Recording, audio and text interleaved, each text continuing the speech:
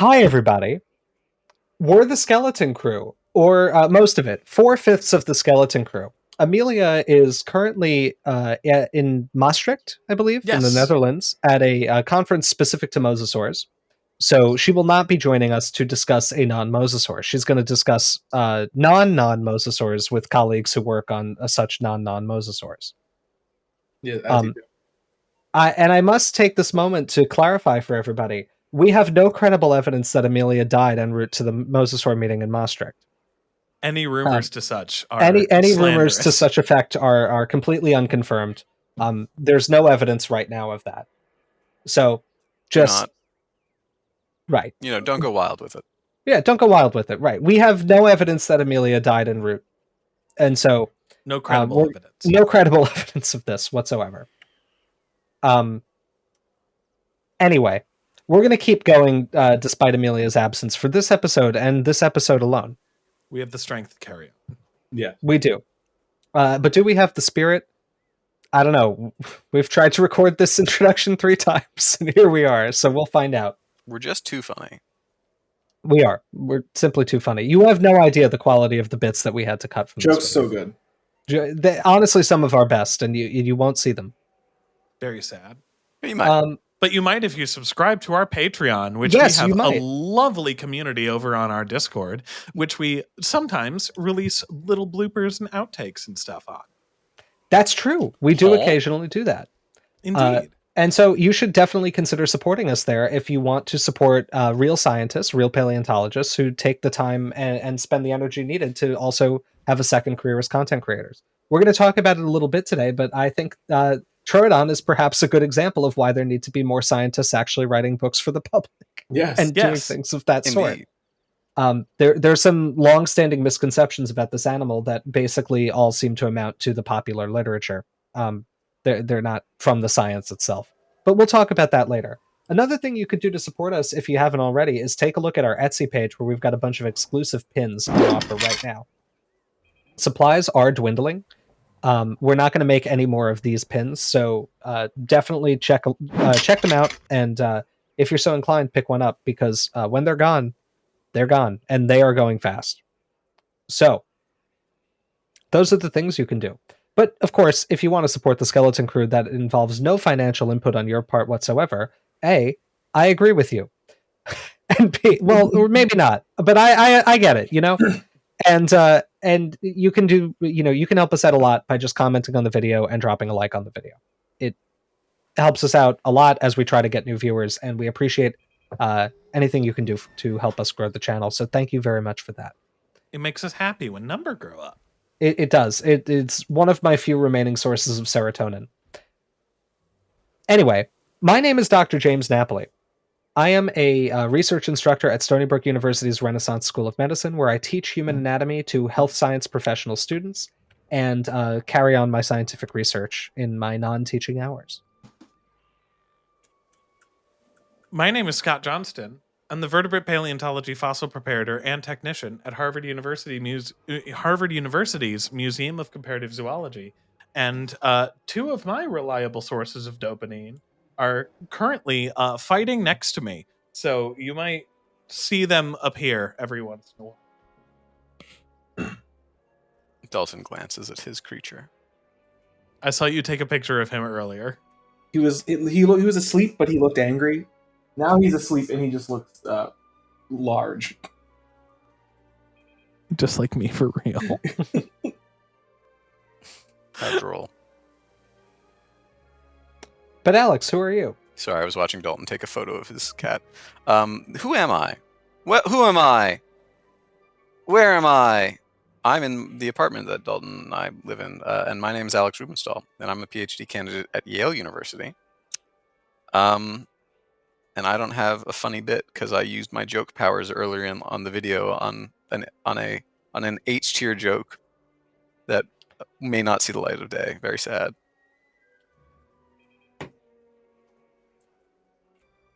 Okay, and then we have one more treasured member. Oh, I think it's Al. No, he is my treasure. My name's Dalton Meyer. I'm a PhD candidate at Yale University.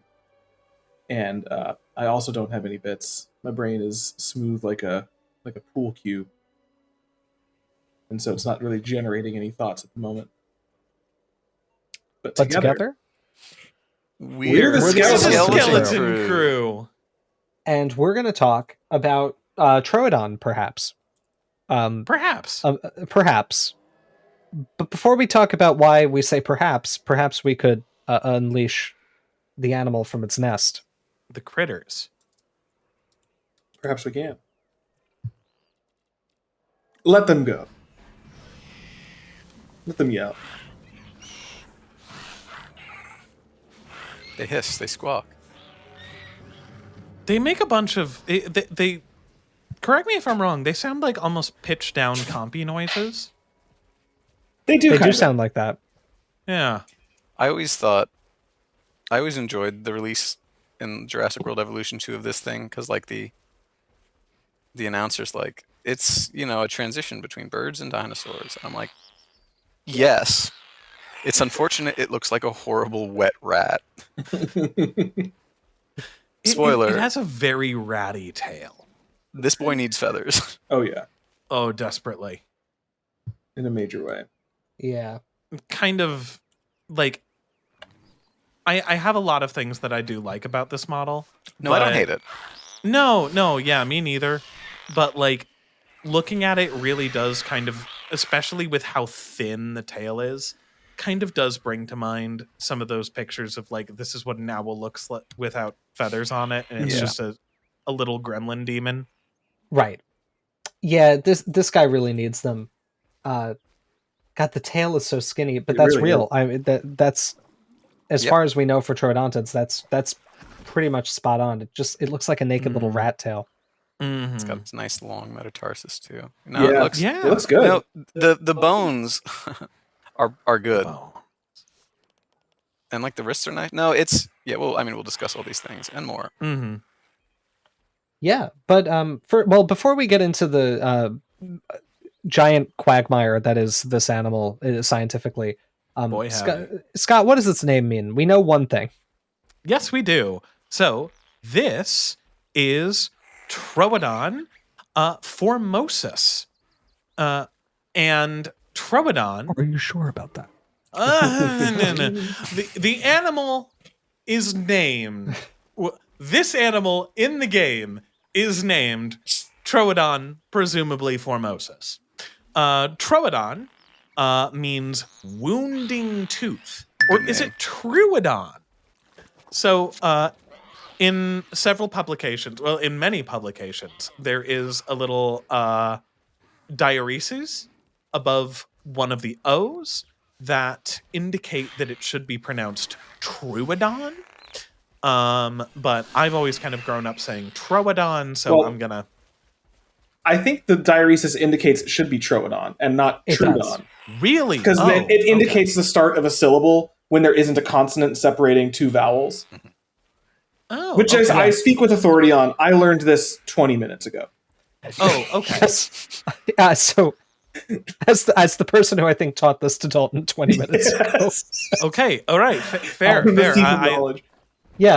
I've had this mixed in my head. I always thought I was air quotes mispronouncing it. Hey, no. Viewers at home, guess what? There's no correct or incorrect way to pronounce genus and species names. That's true, but in this case, there actually kind of is a correct one that was written in the genus and species name. Well, it's the way that it's the intended pronunciation, not necessarily the correct pronunciation. Yeah, let's put it that way. Yeah, so the diaeresis or diaeresis, I'm actually not sure the pronunciation of that word, is an old diacritical mark that was used in, I mean, it's not an old one, it's used in other languages still, but they've fallen out of favor in English for reasons that I'm not entirely clear on. I also don't know if they were always present, and I feel like this was maybe something we were borrowing from other languages in, like, I don't know, maybe like the mid-1800s. Because other languages have these marks to indicate pronunciation of vowels and syllables, right? Like, think of German, Spanish, French. Mm-hmm, there's all sorts of accent marks and everything that tell you that this letter is pronounced this way. I think a big part of the reason that English is confusing is that we lack that. So we try to use context clues from the letters in the word. And there are rules like if you have the vowel at the end of the word, you change the way that the vowel inside the word is pronounced, but that's not always right. It would be cool if we still use this, is I guess what I'm saying, because it would eliminate this sort of confusion. Like, is it TROODON or TROODON? Right? Like, I don't think there's any reason not to. I'm gonna make a wild guess here, and we'll do the research after the video. But there was a period in the late 1800s in the United States, in particular, where there was a push to simplify English spelling. Teddy Roosevelt was actually a huge proponent of this, and this was one of his big legislative failures. It was like this kind of thing you see a lot of, like, eliminate C, like use S or K, because the letter C has no independent function, or only use C in the context of a CH to make a ch sound. What, Scott? Teddy Roosevelt, stupid bull Pokemon villain plan. Get rid of the C.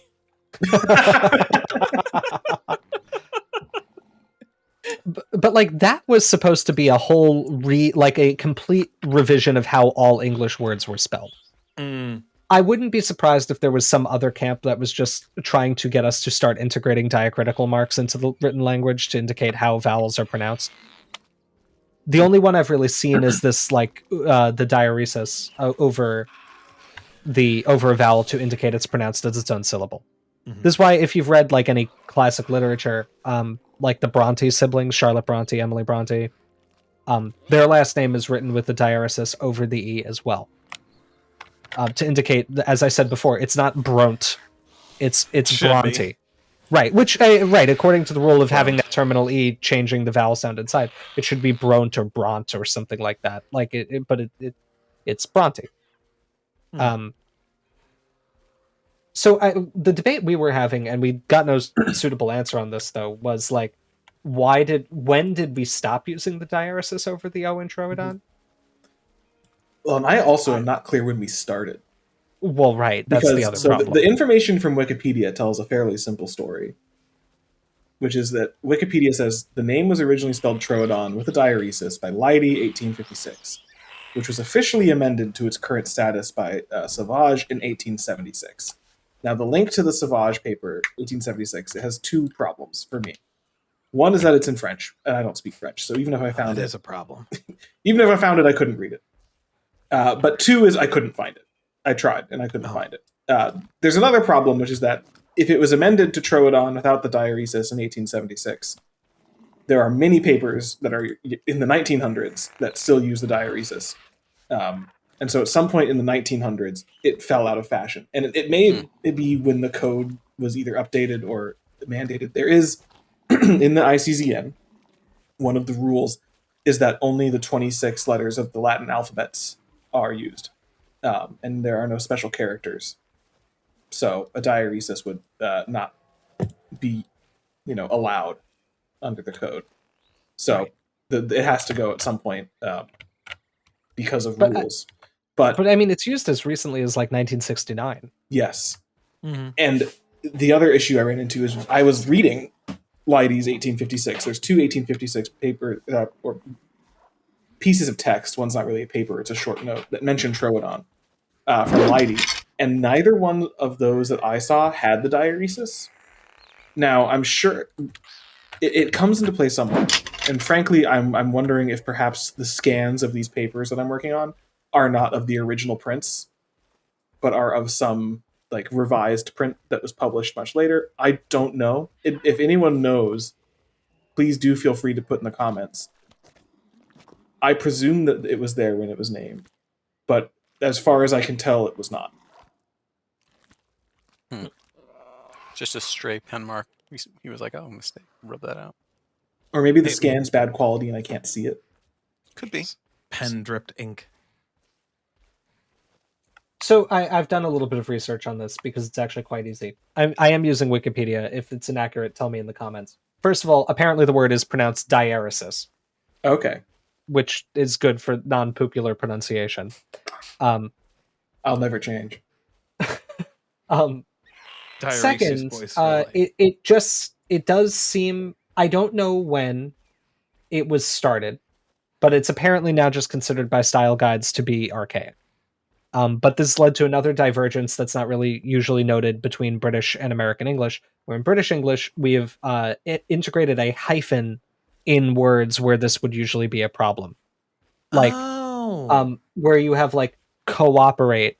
In British English, it should be rendered co-operate. Oh. But in American I've English, wondered why it's I've seen usually it just written that way. Yeah. right, or re-enter. Oh, that's kind Right, of cool. because I didn't know that. But it used to be like all of those words would be rendered with the diaresis. There is one place that still does this, as far as I'm aware, which is the New Yorker magazine, because it's the coastal elite rag. They still use this archaic linguistic rule. And I was reading an article in the New Yorker recently, and I remember noticing it was the word cooperate, and I was like, wow, they do actually still use it in the year of our Lord 2024. There are, however, a couple of words that tend to retain it. Most notably, the word naive. Yes. Right? Which is to indicate the I is not modifying the sound of the A. It's naive, right? Or the word Noel, like in the Christmas context. Yes. You will often see written like that. In the Christmas way. That's cool. It's also occasionally used in personal names, including Chloe and Zoe. Again, to indicate it's I've not seen it in Chloe Zoe. and not Zoe, right? And I just find it interesting because, like, again, English is a hard language to learn. It could help our pronunciation a lot if we included these marks, and they cost so little, but we don't use them. Which I guess is interesting, because other languages certainly still use all their diacritical marks. It's not like you can't effectively type with them or something. Are those other languages ruling the world? No. No, China, they're not. hold on. Maybe, well, China doesn't use them. It's okay. no. Different structure. Yes, very different. But anyway, Yeah. That is why you will occasionally see Troodon written as Troodon with an umlaut. It's also not an umlaut. It's serving a different function. Yeah. But Cool. yeah, well, Also- anyway, that was a really riveting linguistics discussion to open our dinosaur I video. love I'm sure. dinosaurs. I do love dinosaurs. The reason that we're being so kind of, let's say, liberal with the amount of time we spend discussing how to write the word Troodon is I don't think any of us want to deal with the taxonomic mess here. No. So, the holotype of Troodon. What is it? It's a tooth. Yay! No, it is a fairly distinctive tooth. Like, I think we could be pretty sure that the tooth of Troodon, that is the name-bearing type of Troodon, is a Troodontid. Yes. Which is cool. Yes. It's got big denticles, we call them. These, like, normally we don't really use the word denticle so often to mean little serrations when they're serrated teeth, but when they get big like this, we often call them denticle, which just means a little tooth. I mean, so you're these supposed to use them. You are, but I often see them called serrations instead. I mean, they are No, denticles. a carina is serrated with the dental. I know. Terrible. So yeah, we know. So Troodontids in general, and the Troodon holotype was the first tooth that had these really big hooked denticles on it. So instead of having a row of really fine serrations on the tooth, they're these big hooked kind of like knobs extending out from it. There's only a few on each side. It's distinctive, and it's presumably why Leidy named it Wounding Tooth. If you got bit by that, Ouch. it would wound you. Indeed. And I think something that... Oh, sorry. No, go ahead. I was going to say something stupid. Just something that, like... This is, if you were to make a timeline of described Coelurosaurs of the birdier side, and you were like, just look at the dates, you'd be like, oh my god, Troodon is so early. But it's worth pointing out, and I'm sure we'll talk about this, we didn't know what the tooth was. There was a lot of uncertainty on what Troodon actually belonged to for a while. Yes. Well, so much so that Leidy, when he named it, thought it was from a lizard and not a dinosaur. He describes it as being a large monitor lizard. And he says that probably aquatic, like many of the living monitors, the voracious Troodon was most likely a troublesome enemy to the peaceful plant-eating Paleoscincus, which is another tooth taxon that he named right above Troodon, that I think now we think is a ankylosaur, but he thought was a also a lizard. Cool. That's so cool. So we didn't only think it was a lizard, though. No. We've Thought it was in many fact thought things. it's a lot of things. So We've thought Troodon was things you wouldn't believe. you really would not. So Franz Nopschke comes first. Reassigns it to being a megalosaurid dinosaur, so he gets it more right. Mm-hmm. Also, given this was in apparently 1901, so like at that time every theropod was a megalosaurid, right? Like he wasn't really saying like, I think there's a very good chance it's related to Torvosaurus and Spinosaurus. From one wastebasket to another. Right, But he was this like, it's wastebasket was closer to the room you're in. Right, exactly. Yes, And then it gets thrown way out. yes, it does. By I don't know, friend / enemy of the channel, Charles Whitney Gilmore. Gilmore giveth and Gilmore taketh away. He is really one of the most frustrating people to read. I know. Because it's like every other paragraph. It's like, oh, ahead of his time. And then, oh, ruinous to the field. Exactly. Well, I mean, listen. So when he did the thing that causes he did the thing that hurts me, which is he named Nanotyrannus. Yes. Which started all of the bullshit. Everything that's happened since goes back to him. It's the Hitchhiker's Guide to the Galaxy quote. Well, right. I don't even know which one you're talking about, actually, offhand. This made a lot of people angry and is generally considered a bad move. Yes, or exactly. something like that. Right. So 2 things about this, right? 1, he died after submitting the paper, which is the only way to ever work on Tyrannosaur taxonomy properly. Just submit your research, pass away. So he didn't even have to live in a world after what he had done. But also, he says in the paper, and I basically quote, "It has no distinguishing characters whatsoever, but I'm sure when we find more material, we'll find some, so I'm naming it now." King. It simply never needed to happen. How good. That's pretty cool. Yeah. But then again, like the Allosaurus and Ceratosaurus paper's quite good. His lizard stuff is pretty good. Yeah, it's pretty good. Yeah. Right. No, Gilmore is either doing a very good job or just essentially throwing a hand grenade into a room and shutting the door. Yeah. He has 2 modes. No, he correctly identified that a bunch of Marciusaurus species were spurious, and then he's like, I'm also going to sink every small morrison theropod into one animal based on nothing. Right. It's like those old Sour Patch Kids commercials. Right, but when he finds a Tyrannosaur skull with no autapomorphes, he's just like, this is probably different. So Gilmore, does anybody want to take the Gilmore train here? No, you're Or I can driving. just do it. Choo-choo. No, please go. I don't know that much about him. So Gilmore suggested that the tooth of Troodon belonged to the herbivorous Pachycephalosaurus stegosaurus. I didn't know that was Gilmore that suggested that. That's the mother. Like, that's him. He's the one who did it. That paleontologist. Did you just do a debate Kamala Harris joke? I did. I'm sorry. This will be very timely when it comes out in 3 weeks. Yeah, sure, whatever. That's No. That's I know. It's good. No. It's good. I like Anyway, so yes, he decides it's a Pachycephalosaur, so he synonymizes Stegosaurus with Troodon. Oops. And that lasted for a little while. that. Yep. And also has Became a problem. right. It's come to rhyme almost. Right, with some weird Pachycephalosaur teeth, right? Well, Pachycephalosaur premaxillary teeth actually do look quite a bit like Troodontic teeth. Yes. We talked about this in the Pachycephalosaurus video proper, because there are some interesting depictions of Pachycephalosaurus in even like very, very recent memory that even depicted as omnivorous, like Paleopines does, which means that like in that game I have it with a couple other carnivores and I'm feeding it a purely meat diet, and I feel like that guy in Greek mythology who just fed his horses just meat and taught him to eat people. Cool. It's pretty good. So yeah. cool is what you feel like. Oh, yes, absolutely.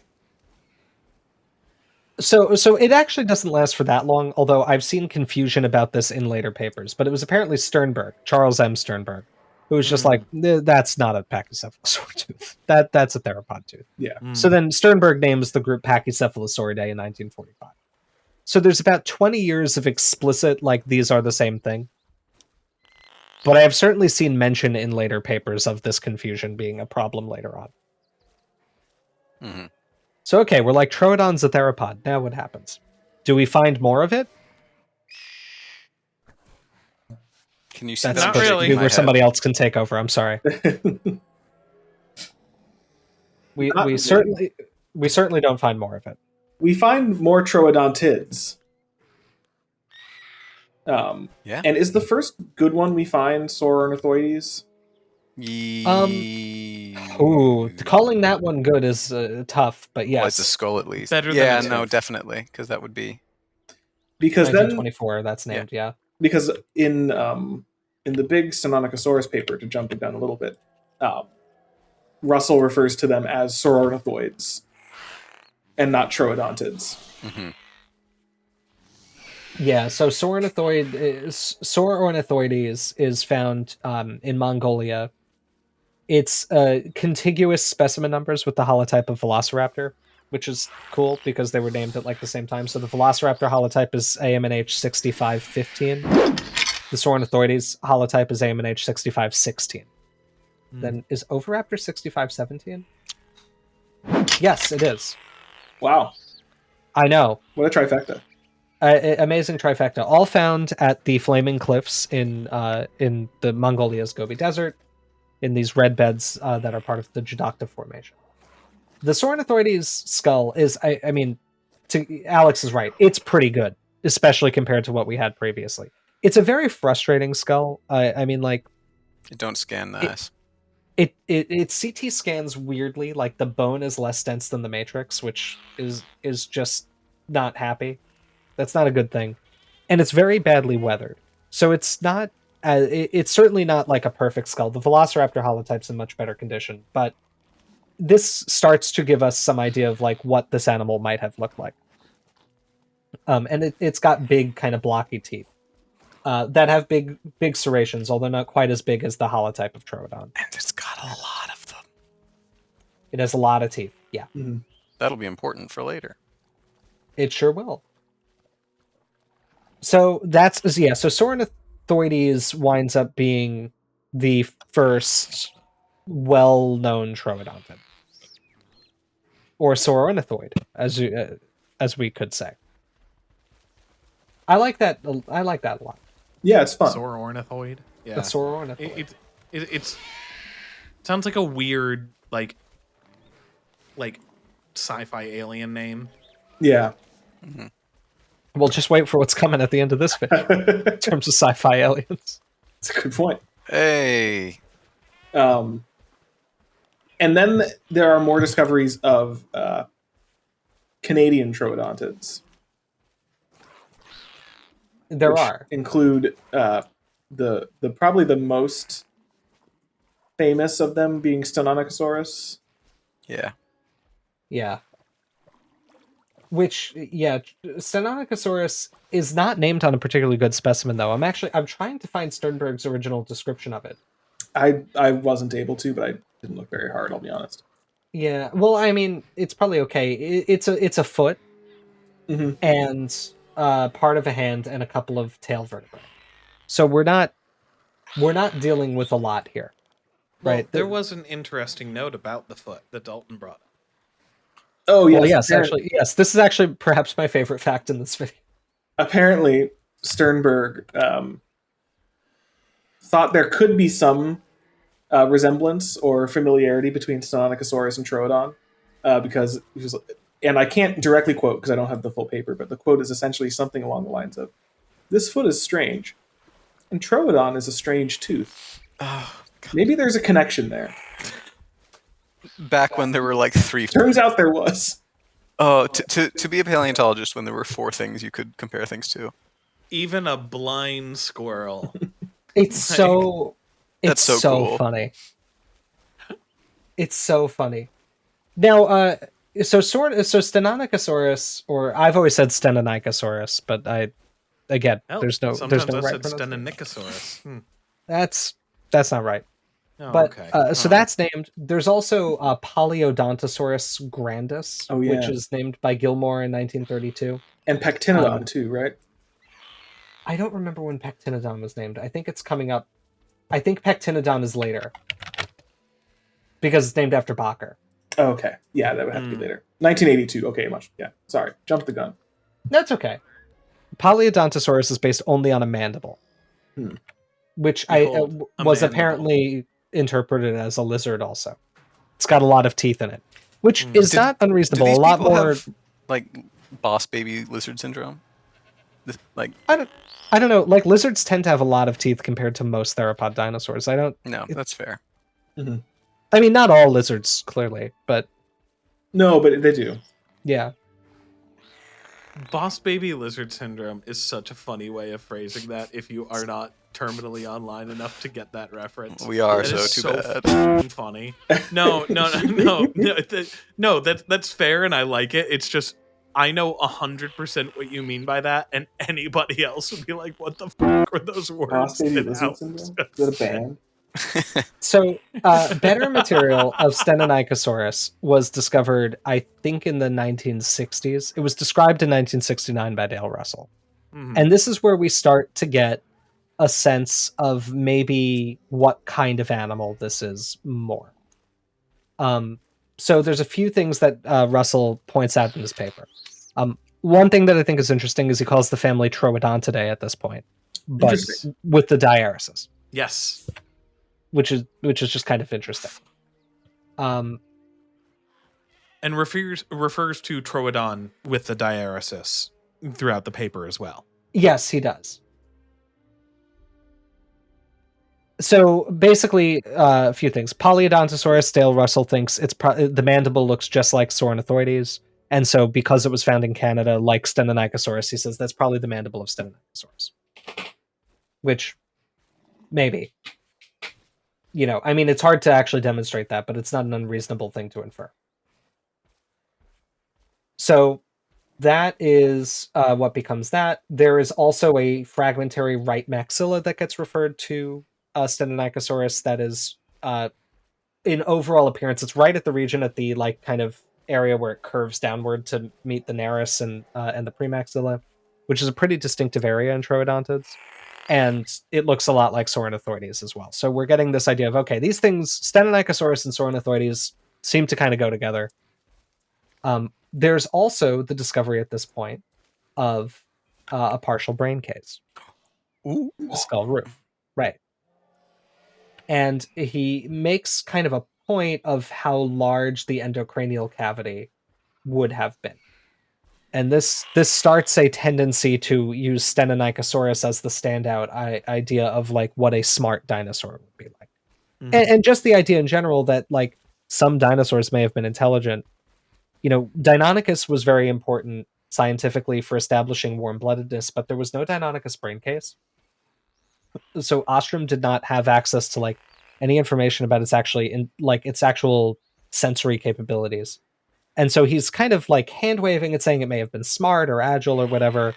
But the idea that dinosaurs could have been intelligent starts coming from the obvious presence of a large brain relative to the skull size in Stenonychosaurus. A better, and I'm looking for the paper to just check everything here, but a better brain case of Stenonychosaurus is discovered in, I think, probably the 1970s, but it's described in the 1980s. By Phil Currie, which is the in the whole 80s. brain. There's one in the paper I'm looking at is 93. Oh, it might have been 93. Let me send this to you, James. No. I think I have it, or perhaps I don't. Yeah, just send it to me. My EndNote library has gotten all sorts of messed up. It's very sick, sir. My EndNote my library. My library What? withered. My books went sour. Yes, this is the paper I was thinking of. Okay. Yeah. Also, if you check the authors list, it's part of the China-Canada Dinosaur Project. Hooray! We get to talk about it briefly again. But what's interesting is that this brain case is not called Stenonychosaurus. It's called TROODON. That is interesting, isn't it? That is interesting. I was right. Scott was wrong. The second brain case of Stenonychosaurus, the second brain case of Stenonychosaurus was discovered in the 1980s because the paper describing it was published in 1985. There is a separate one that became what's known as the brain case of TROODON, and we'll talk about that one in a second. Mr. President, there's been a third brain case. Yes. This brain case it's not just the brain case, it's also portions of the skull roof and the surrounding bones where there's a postorbital, a lacrimal, a squamosal. So it's a much better skull than what we had before. And there's a few significant things about it. One is they note that there is a large cranial cavity. What is more important here is that Phil Currie notes that the parasphenoid bone has a big bulla in it. We talked about this with Gallimimus. Mm-hmm. Right, so he notes the presence of that. And he describes the pneumatization of the middle ear cavity, right? What we call paratympanic pneumatization, which is a very typically avian thing. This was the first report of tympanic sinuses in theropod dinosaurs. I mean, they're in crocs. To be clear, what I don't mean is that they're unique to birds, but I'm saying like this was a thing that immediately recalled birds to the authors here. Gotcha. And they made the birds connection. do have them. No, yeah, Right. yeah, of course. Yeah. I see. I now misunderstood. apparently, and this is something that's not really discussed a lot, but it was assumed that theropods did not have these, and that was used as evidence that theropods could not be the ancestors of birds. And so this paper was part of the early wave of papers saying, I don't know, this looks very avian to me. Which is also wild because I'm thinking of the skulls and brain cases that were known prior to this, and like there are definitely ones where like there are paratympanic sinuses. There are. I think that what helped us notice this is this troodontid character that's more generally applicable. And we'll talk about this a little bit with phylogeny. But the paratympanic pneumatic system in troodontids forms a very large, obvious cavity that's kind of unmistakable for what it is, which other theropods lack. Well, We call this... They lack this obvious thing. What are you saying well to, Alex? what about Balatosaurus, sir? I'm not talking about the inflated... This was unique to troodontids. Oh, are you talking about the recess? Yes. My apologies. My joke failed. It did. So this structure is referred to in the literature as the lateral depression. And it's essentially this big, like almost circular inset region on the lateral wall of the brain case. To an anatomist, this is unmistakable as anything but a pneumatic structure, so like an air space that's impressed against the bone. And I think, like with a lot of things, when you find the most obvious version of something, it then later allows reanalysis of other specimens. So like it turns out that a bunch of other things have had these pneumatic features on the brain case, but they're never as obvious as they are in troodontids. And so this allowed us to recognize that. And so this was an important discovery. And I strongly suspect that this brain case is the one that was first used to generate a partial brain endocast for this animal. Although actually it may have been the prior one that was more of just a skull root. Sorry. In fact, I think that is the case upon further consideration. And back in the day, you didn't have to list what specimen you saw. You just say, I looked at a brain case of this and it said this, and that's all you need to know. I looked at the brain case and it spoke to me. It did. Spoke brainy thoughts.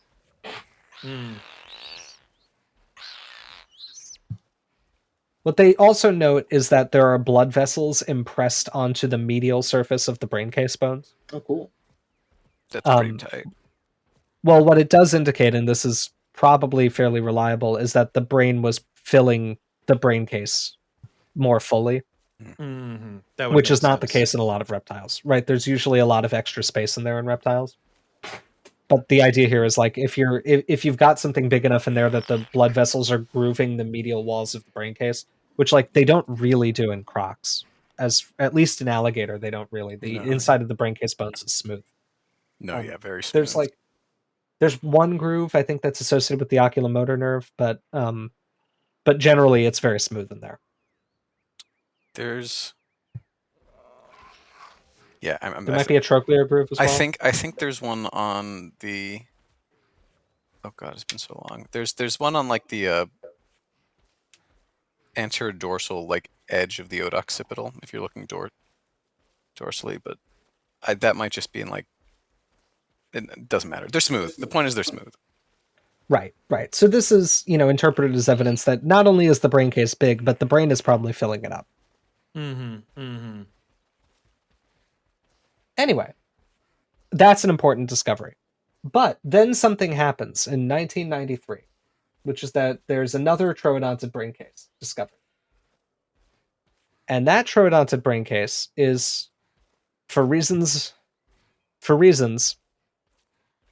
referred to as Troodon. And I'm going to read to find out why, and then we'll uncut the video and I'll tell you why. To clarify some confusion about this 90s brain case and why it might be referred to Troodon instead of Stenonychosaurus, is that in 1987, Phil Currie wrote a paper, Bird-like Characteristics of the Jaws and Teeth of Troodontid Theropods. And at this point, the diaresis, I don't like saying it that way, the poop mark, the diaresis, I'm bringing it back, is gone. So this is 1987, no more marking over the O. But in any case, there is finally a dentary referred to Stenonychosaurus that has teeth in the dentary. So Phil Currie looks at all of the teeth assigned to Troodon, to Stenonychosaurus, and Sauroornithoides. And at this point, he makes the conclusion that all of the, at least all the Canadian, the Pectinodon has also been named at this point. We skipped over, but that's another tooth taxon, another troodontid tooth taxa. Is there anything of note to say about Pectinodon? Well, I think Pectinodon is from the Hell Creek, is it not? I think it's from the Lance, yeah. Right. Oh, yeah. So Pectinodon is mostly, I think, notable in that like Hell Creek adjacent games like this, like Saurian, they want to include a troodontid, and so they call it Pectinodon. We know very little about it. Yeah. So yeah, he looks at all of this stuff and says at least all the North American stuff. There's no reason to not call it Troodon. They've got the same teeth essentially. We finally, we've got something that we can refer to this tooth. And so Phil Currie at this point synonymizes Stenonychosaurus and Pectinodon into Troodon. Gregory S. Paul will take this a step further and synonymize Sauroornithoides into Troodon, but I don't think anyone else followed that. Nope. But at this point, you're also going to stop seeing, you kind of already stopped seeing it, but you no longer are seeing people refer to them as Sauroornithoids. It's back to being Troodontids. It's just solidly Troodontids at this point. The Patriots are in control. Yeah, and this new brain case that's described in the 90s is also gorgeous. Beautiful fossil. It's also very beautifully illustrated in that paper too. So it might seem, from this state of affairs, that it's all very easy. Where all of it's Troodon, we call it all Troodon. That's the only species that we know of, and there's a bunch of specimens of it, so we know a lot about it. Right? Yeah, we've cracked it. Let's go home, boys. We did it. Out.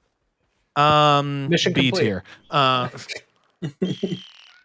It's the situation gets more confusing. Let's go. But I will say, this is basically, because this is happening in the late 80s, this is the situation that I certainly remember when I was born. I remember when I was a little kid and I had dinosaur books. Older dinosaur books, things that were like 10 years older or more, would call it Stenonychosaurus. And newer dinosaur books always referred to it as Troodon. Mm-hmm. I remember kind of figuring out as a kid, I was like, I can probably predict how old the book is based on which one they call it. Yes. And absolutely.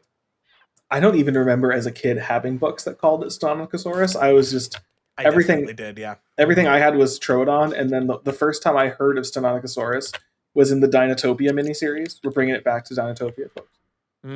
Yes. In which Zippo is a Stenonychosaurus, Stenonychosaurus. which is also where I get my pronunciation of it from. I see. It's the only time I heard it said. We're bringing it back to Dinotopia. They're going to be Now, cherries. what's interesting is I actually don't know if this might not be interesting actually, but I don't know if I owned any books that called it Stenonychosaurus. I remember my library as a kid, my child that had a really, really good dinosaur section, I guess. Like, I mean, it's a good library, but I guess they probably like realized after Jurassic Park they should bulk up on all those new dinosaur books that were coming out and had come out. So I remember reading a bunch of books that were in the library that called it something else, but like newer books like my parents were buying for me at that time that I had all called it Troodon. So I'm very biased into the real name of this thing being Troodon, which I will come up later, I think. But it gets more complicated because you'll recall It was so simple so far. the holotype of Troodon is one tooth. It's a tooth. Can I ask a quick model question? As we're coming back to just the holotype being one tooth. Do the teeth on this model look at all like the Troodon tooth? Let's take a look. Can we see in They such die detail for some reason? big tentacles? We can try. They should. I mean, they're big enough that one might expect to see it. I'll wait till you can see the teeth. Okay, isn't also isn't the Troodon holotype a Yale specimen? I thought it was Academy of Natural I don't Sciences. think so. But I'm also a silly sailor who doesn't know anything, so could be. It certainly has a lot of teeth. It certainly has a lot of teeth, which I appreciate. And they stop before the eye. Oh, thank God. They're kind of narrow and long. The right shape, but they don't have the denticles. But I wouldn't be surprised if that's something that they just couldn't even do. Yeah. No, yeah, fair enough. No, those look pretty good. If anything, they're probably, Yeah, I mean, sorry, go ahead, Alex. probably. What is the tooth count here? I'm sorry, one tooth.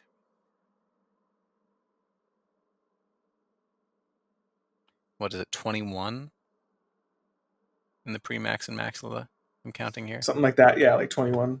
Something like that. That's higher than that's not yeah. bad. Yeah, that's higher than your average set. And the interior ones look even kind of peg shaped, which is kind of cool. Well, yeah, I think they're getting like Tyrannosaur tooth shape there. It's the only thing I don't love, but I'm also not super familiar with troodonted premaxillary teeth. They curve. They have these like incredibly broad anterior parts of their rostrum. It's actually like really weird. But I don't think they get like mediolaterally wider.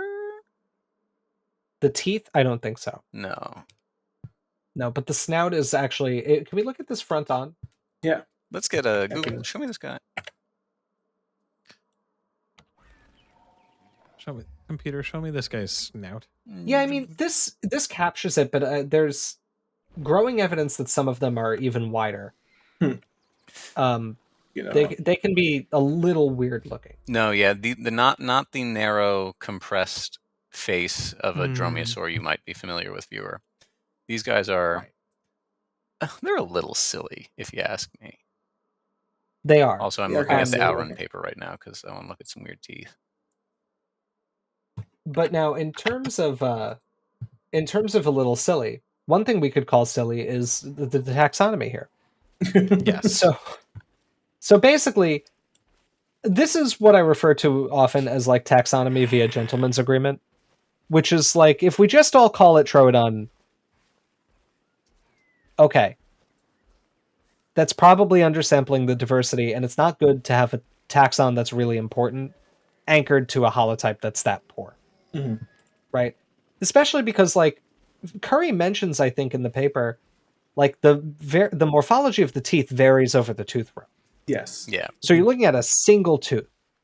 So you could say it's a troodontid tooth, but I can't say like, okay, I know this is the 14th tooth, and so if it looks different than this in the new specimen, that might be a different species. Yeah.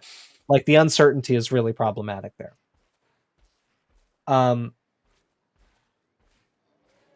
So I think this was first kind of really pointed out as a problem in the literature by Lindsay Zano and her colleagues in the paper describing another troodontid called Talos. And I'm just reading exactly what they wrote because I don't want to misrepresent it. Now, so Currie had at some point before this paper, this was published in 2011, started saying, let's only call Troodon things from, I believe, the Dinosaur Park formation. Because that's where the best material was. So they were essentially like, all this other stuff, all these teeth you find, like, stop calling all this Troodon, we don't know. But this collection of good stuff, we know it's all like one thing, it's all consistent with itself. So we'll call that Troodon. This is probably not good, right? And I mean, this is what Lindsay and her colleagues point out. They say, we have no way of really assessing how many species belong in this hypodyne because the holotype of Troodon is so bad. And so they basically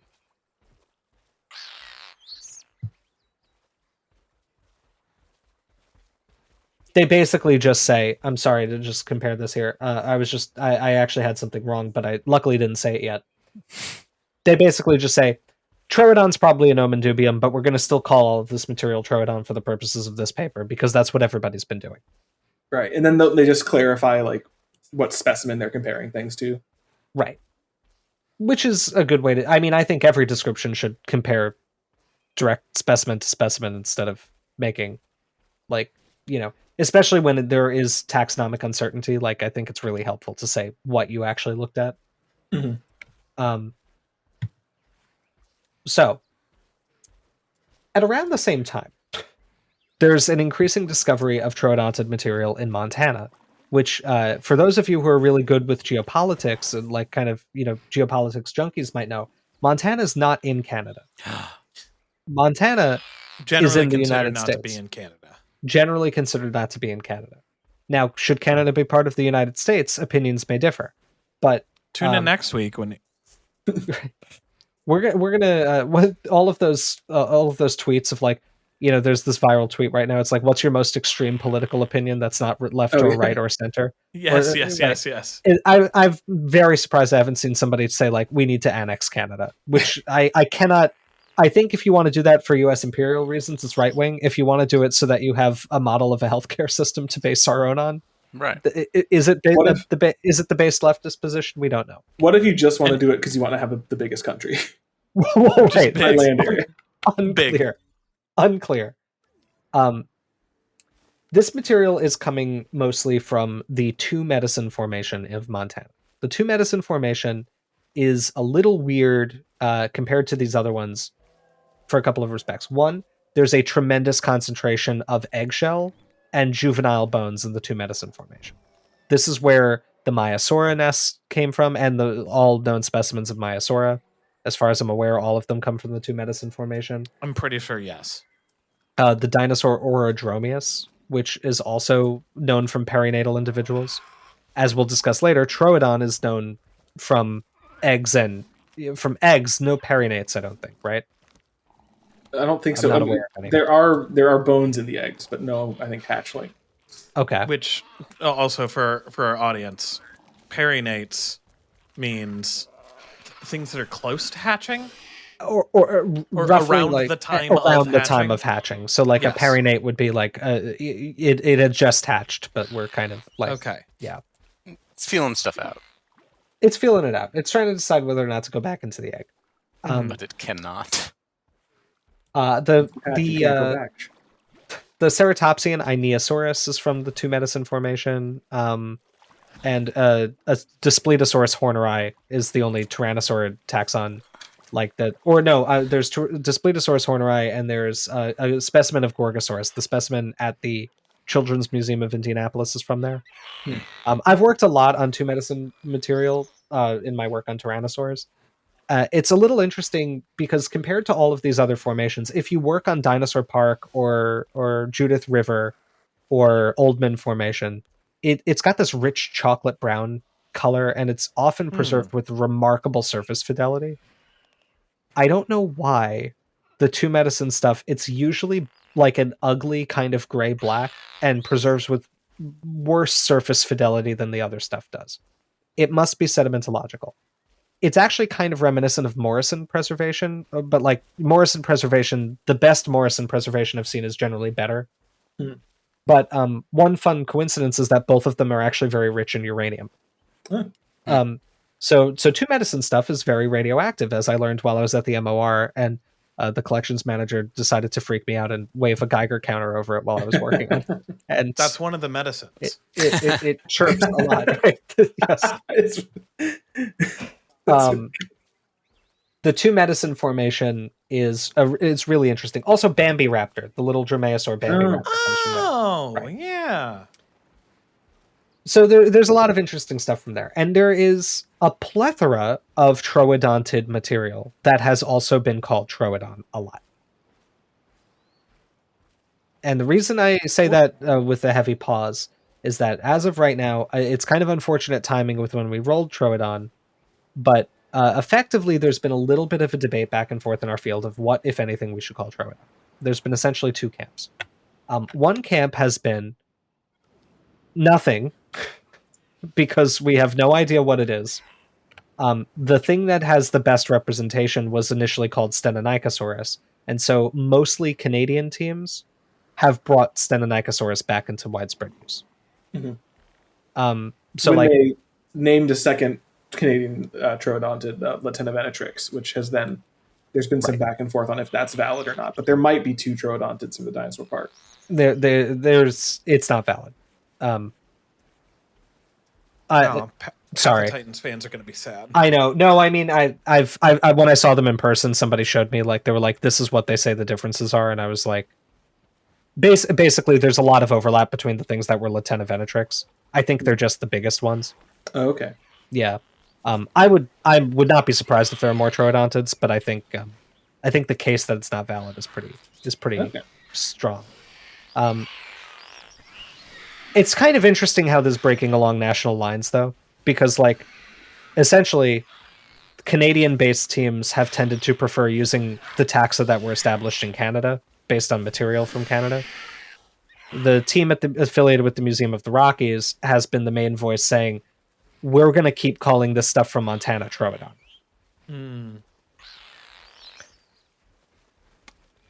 Sectionalism And rears its ugly head in paleontology. Exactly. And this is what's going to ignite World War III. Everybody thinks it's going to be the war in Ukraine, but the troodontid wars are going to continue. Yeah, that didn't come up in the debate at all. It didn't. It's amazing that it didn't come up in the debate. It's unfortunate that we rolled Troodon right now, because to finish up the overly long taxonomy segment, there is a paper coming out about the material from the 2 medicine formation, which has never been described. A lot of people have been allowed to see it. I've seen it. I've been jacked into the big picture. I've seen it. Folks, it's... I mean, they put pictures of it online. They did put pictures of it online, I've seen too. it. Yeah. It's beautiful. And they made a skeletal reproduction. They actually did a wonderful job with this. Like, they digitized all of their elements and used those as the basis for everything, and they mirrored stuff, and then only resorted to sculpting if they had no representation, but I think they based sculpted material on Stenonychosaurus. They did a really nice job with the skeletal mount. It will be going on display at the Museum of the Rockies in the near future. And to my understanding, there's a paper coming. Mm-hmm. We don't know what the contents of the paper are going to be. But given that they have explicitly always called this Troodon, the widespread assumption in the field is that they're calling it is that they're going to propose that this material becomes neotype material for Troodon. Cool. Which is a neotype of some kind is what needs to Yeah, happen. we need it. We need it, folks. Right. If the name is going to be preserved, it has to. Yeah. It has to. Yeah. Yeah. Absolutely. So yeah, I think we could have a spirited debate, but I don't. Dalton, do you want to have a spirited debate here, or just rather we could also just provide alternative viewpoints for what should happen with Troodon? But I don't know. I don't know if you would like to or not. No, I mean, I will say this. Okay. If I had my way with it, as someone who Have your way with Troodon, Dalton. As someone who doesn't work with this material on the reg and has no like real claim to like any authority, my take would be this: that I don't think we scrapped Troodon as a name, but it for the time being should be considered a nomen dubium, really, because it is an undiagnostic holotype. And this is me being an abnormally stickler to the rules, to the code. So don't take this as my normal opinion. But in this case, I think I would prefer if the neotype was to come from the Judith River Formation. The kind of bugaboo is that the Judith River is divided into two members. There's an upper and lower member. The upper is the Coleridge, and the bottom is the McClellan Ferry. And there is a discontinuity between them, so there is a time gap of deposition that didn't happen, so it's not just one continuous formation. And this correlates with the same discontinuity you see between the Oldman Formation and the Dinosaur Park Formation in Canada. They're pretty contemporaneous, the Judith River and the Canadian, the Belly River, if you will, group. We don't know, or at least it's not known to me, and I couldn't find if we know where the Troodon holotype comes from, if it's from the upper or lower Judith River group. It'd be nice if the neotype could come from the same place that the non-diagnostic holotype comes from, but that isn't necessary to happen. And I think if there is compelling reason, and if there has been prevailing usage of this two medicine material as Troodon, then it makes sense to name it a neotype. And I mean that's kind of the tricky part is like I don't think there's been enough history of prevailing usage for it to be an obvious case of what needs to happen.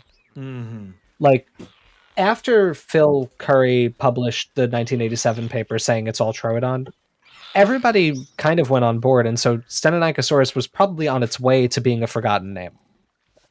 Yes. But it didn't take 50 years for somebody to say, actually, maybe this shouldn't be how we handle it. I don't know. What I do know is that a lot of people have seen and studied the two medicine material at the Museum of the Rockies. I mean, myself included, although I haven't published any observations from it. And have like referred to it in their matrices, etc., as Troodon. Yeah. And so there is to some degree a little bit of destabilization that comes if we say that can't be Troodon, it has to be something else. Okay. But then again, also, it's never been described. And so it's not like we've got a rich body of literature citing papers that identify it as Troodon. The description of all the material is forthcoming. It is coming soon. I think we're gonna. I'm seeing a future in which we all look very silly, and like 2 days after this video comes up, the paper comes out, which would be fine, I suppose. I mean, we're talking about Troodon. We're always going to say something wrong about it, right?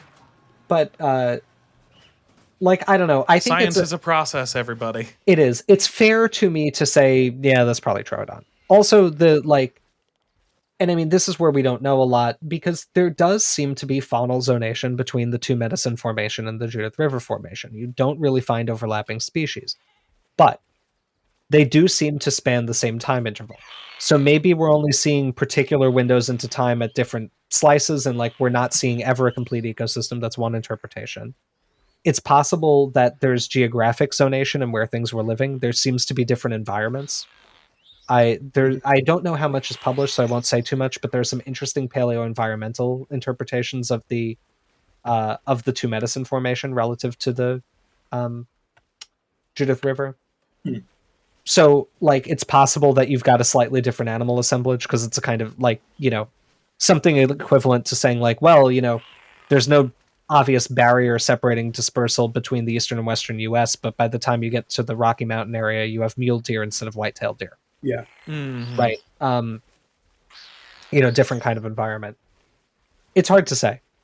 I mean, we'll see what's proposed, and we'll see what's accepted, I suppose. Yeah. I guess the other thing on my mind is just that the fact that the Troodon holotype is one tooth, there's less potential deleterious action of naming a neotype from something that doesn't come from exactly the same place as the one tooth. It's not like there was a partial skeleton of Troodon that got destroyed. It's not like there's any material that's really been confidently directly referred to Troodon. Everyone's kind of like, yeah, it's Troodon. And right. There's confusion, but it's also the kind of confusion where even if you just kind of take one step back, you can basically suss out what's going on. Right. Well, yeah, that's also why I don't have incredibly strong feelings because of exactly that. Like TROODON is based on so little that if we're just effectively saying we're going to still call something TROODON, but let's all just call this TROODON. Like, it's fair enough, I suppose. It's not the end of the world. It is. The other difficulty, and this is, I admit, a point of ignorance on my part. I am uncertain that the TROODON holotype comes from the Judith River Formation in the sense that we would mean it now. That's fair. I don't know the history of the stratigraphy that well, but my understanding is that a lot of things have been parsed out of what we used to just call the Judith River Formation, where it was like all of these Campanian rock units in Montana were just called Judith River. And there are other units around, like the Two Medicine. Is it possible that this is not the same thing? You know what I mean? Like, is it possible it was found in the Two Med? Theoretically, I think it's brown, so it's probably not. But, you know, knowing for sure that it's something we'd confidently call the Judith River Formation is difficult. It could, for instance, well, no, I mean, those are kind of the things it could be. It could have been from later in the Cretaceous. It could be from the Hell Creek, theoretically, if it was like, if the provenance was not correctly recorded. Which there are potential issues. This happened a lot to the Belly River group in Canada, which is like the Canadian equivalent of all of these strata. Although again, they preserve different animals. Is that time or geography? We're not entirely sure. But it's probably a little bit geography, actually. One thing that's interesting is like the Old Man Formation preserves a very Judith River-like fauna. The Old Man Formation is exposed in like mostly southern Alberta, like goes north into Dinosaur Park. Material's less common, but what is present seems to be the exact same taxa you find south of the border in Montana. But like there seems to be a little bit of a climb where like as you move further north, you're finding different things. There's probably a mixture of time and space. But like the Belly River group, which is as it's called now, used to just be called the Edmonton Formation. And that's now been subdivided into the Oldman Formation, the Dinosaur Park Formation, and the Horseshoe Canyon Formation. And so, like, sometimes reading these old papers, it's unclear where something actually came from. Now, thankfully, in the case of Canada, the Royal Tyrrell Museum has done an amazing job relocating these old quarries. Like, amazing detective work, so that we've been able to figure out where a lot of these things actually were discovered. The stuff insane. that they're doing is wild. I looking at fragments of newspaper to figure out like what's the last date somebody was here in 150 years ago. Can we even mention some of the specific stuff? Is any of that published, or is that stuff that just kind of fundamentally is not publishable? It's just this is what we did. Darren Tanke gives public talks about it. Let me just make sure that it's published or to some degree talked about. That was one of the coolest paleo presentations I've ever seen. It is so cool. It was one of the funnest paleo presentations I've ever seen.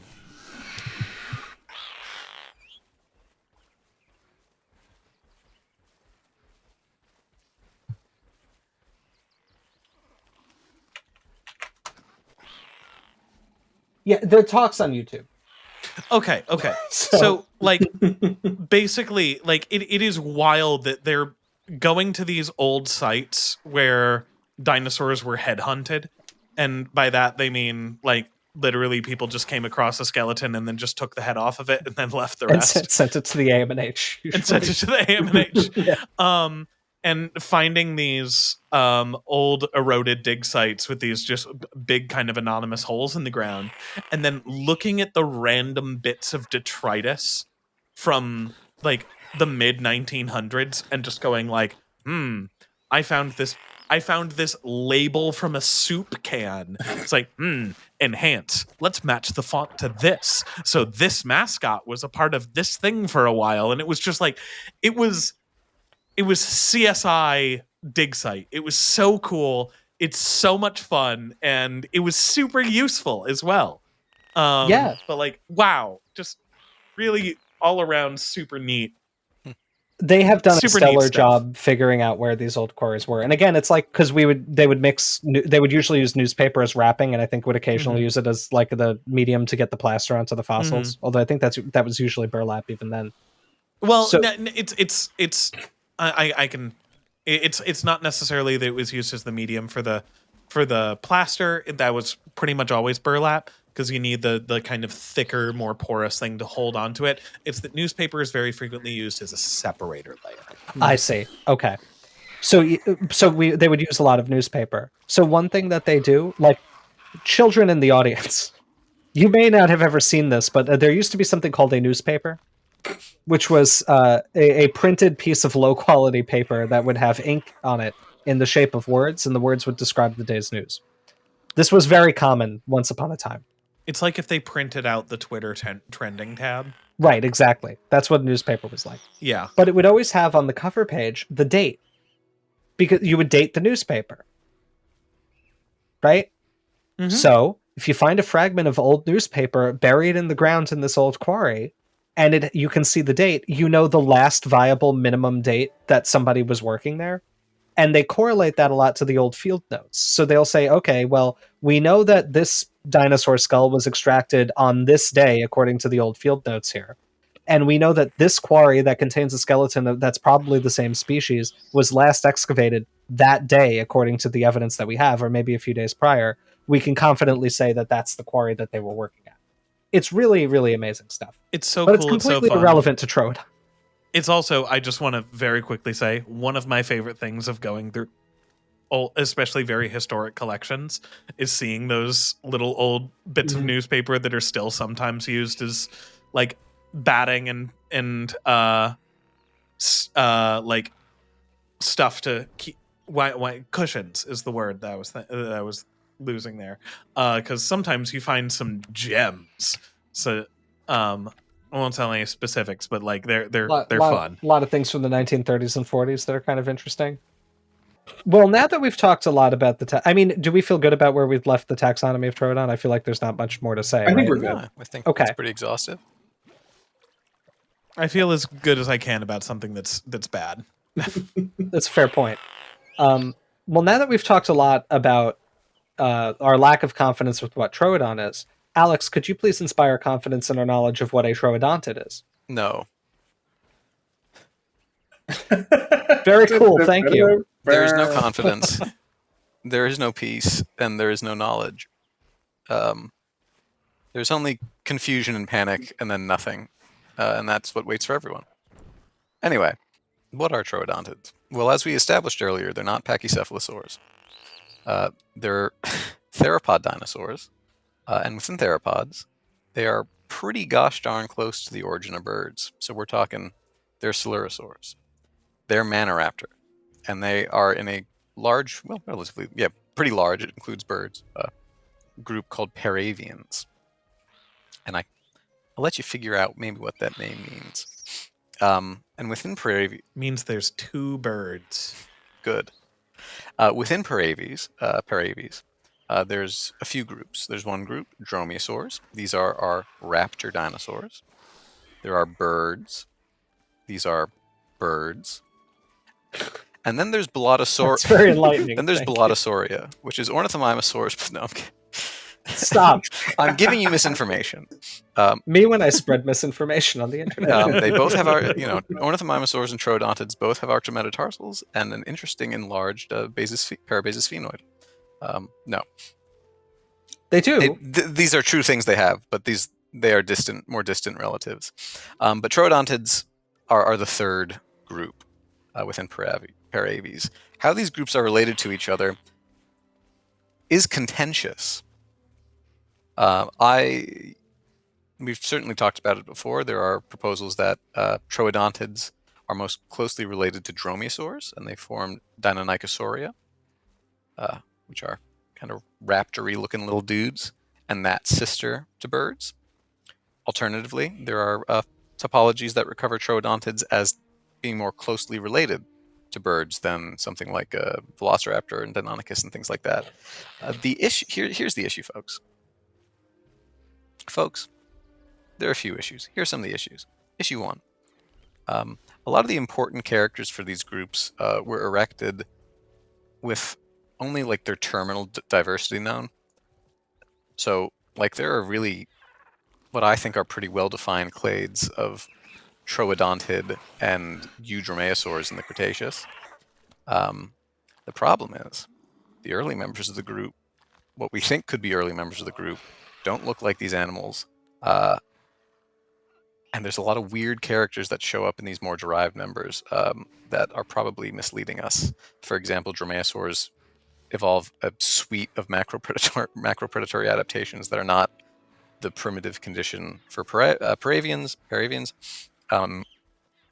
And then troodontids also do similar things. A number of strange things, actually.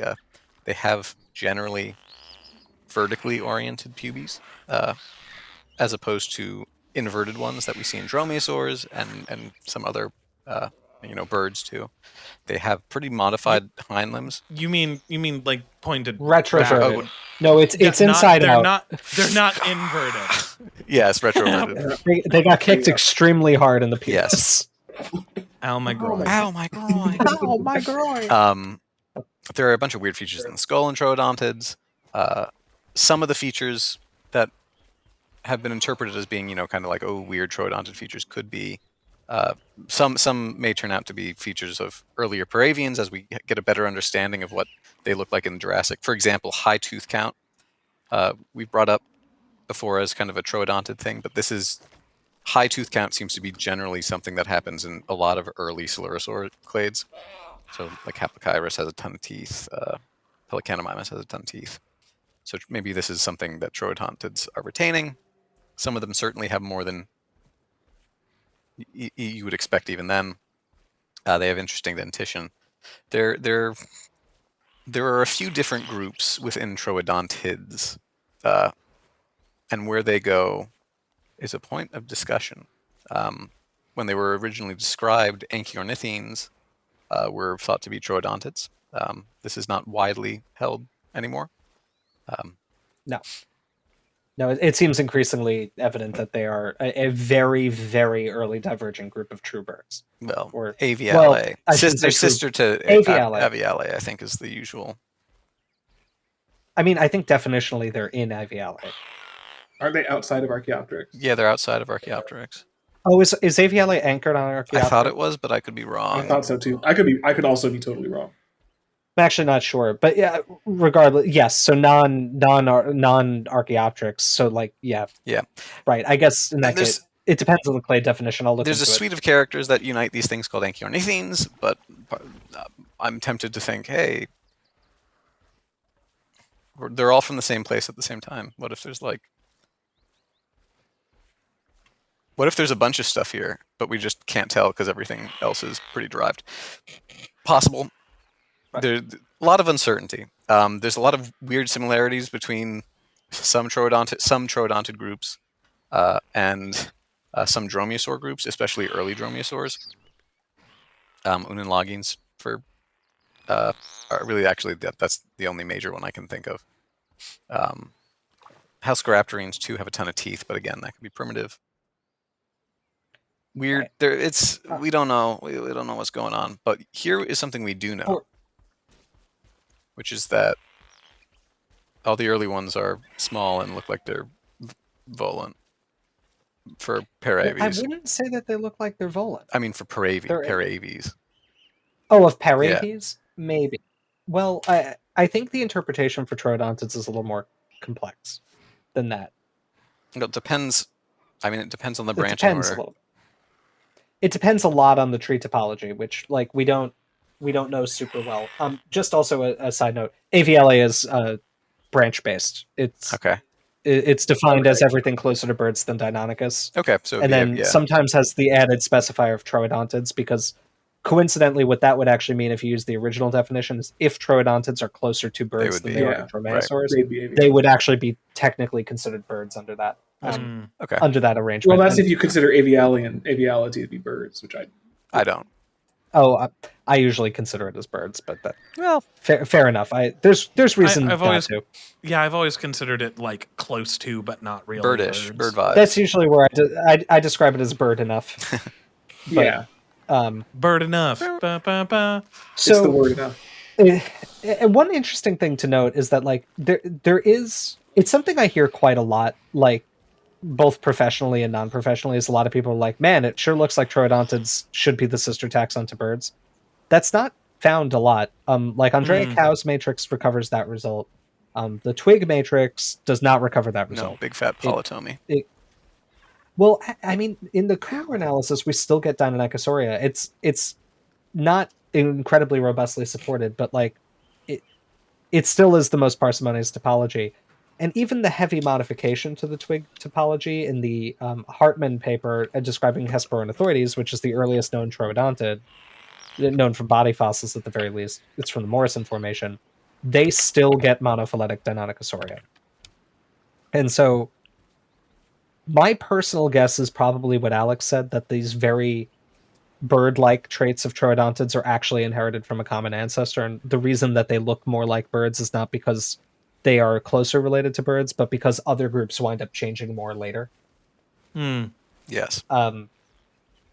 So, I mean, then again, I will not be surprised if they wind up being the sister group to birds. Like, these are incredibly closely optimal topologies. Like, it's super, super on a knife edge. Could go either way. It could go either way. They could be polyphyletic. The thing that I find they could be, anything is possible. The interesting thing about Hesperornithoides is it does have relatively long arms compared to other basal troodontids, but I would not say that it has anywhere near the proportions of Anchiornithians or Microraptorians, which like seem to indicate gliding ability. Although, interestingly, Anchiornithians were actually recently interpreted as secondarily flightless. So, like, right after the origin of flight, they're like, actually, no. Well, it's like they it's like that got one- 2 steps into the pool and they were like, no. This it's fine. I hate this. They were. I hate doing this. They are good enough. That kind of like, oh, we're drawing a sharp line between like volant ability. I'm like, it's probably flying a little bit. Well, I don't know. What's interesting is this a recent paper that was Jingmei O'Connor and I one of her postdoctoral mentees. Oh, on the primary number? Yeah, and I find it very interesting. There is a very tight correlation of the number of primary feathers in all flying birds. They either have 9, 10, or 11. And deviations from that number are, within modern birds, only ever associated with being flightless. There. Okay, no, there's much. You get a lot of the small one. Which is interesting. So with Anchiornis, they basically said it's got way too many feathers to be flying, which would be interesting. And other Anchiornithians had also been interpreted as secondarily flightless because they tend to have shorter arms relative to the rest of their skeleton, and they seem to be going in the trajectory that flightless birds do, where the forelimbs wind up shrinking. There's a ton of complexity here. Alex and I think about this region of the tree a lot because we've worked on this region of the tree, and like it's hard to know exactly what's going on. There seems to be a tremendous amount of complexity with the actual origin of flight. I think it's certainly possible that we currently are interpreting either a single or multiple origins of potentially volant behavior in these animals.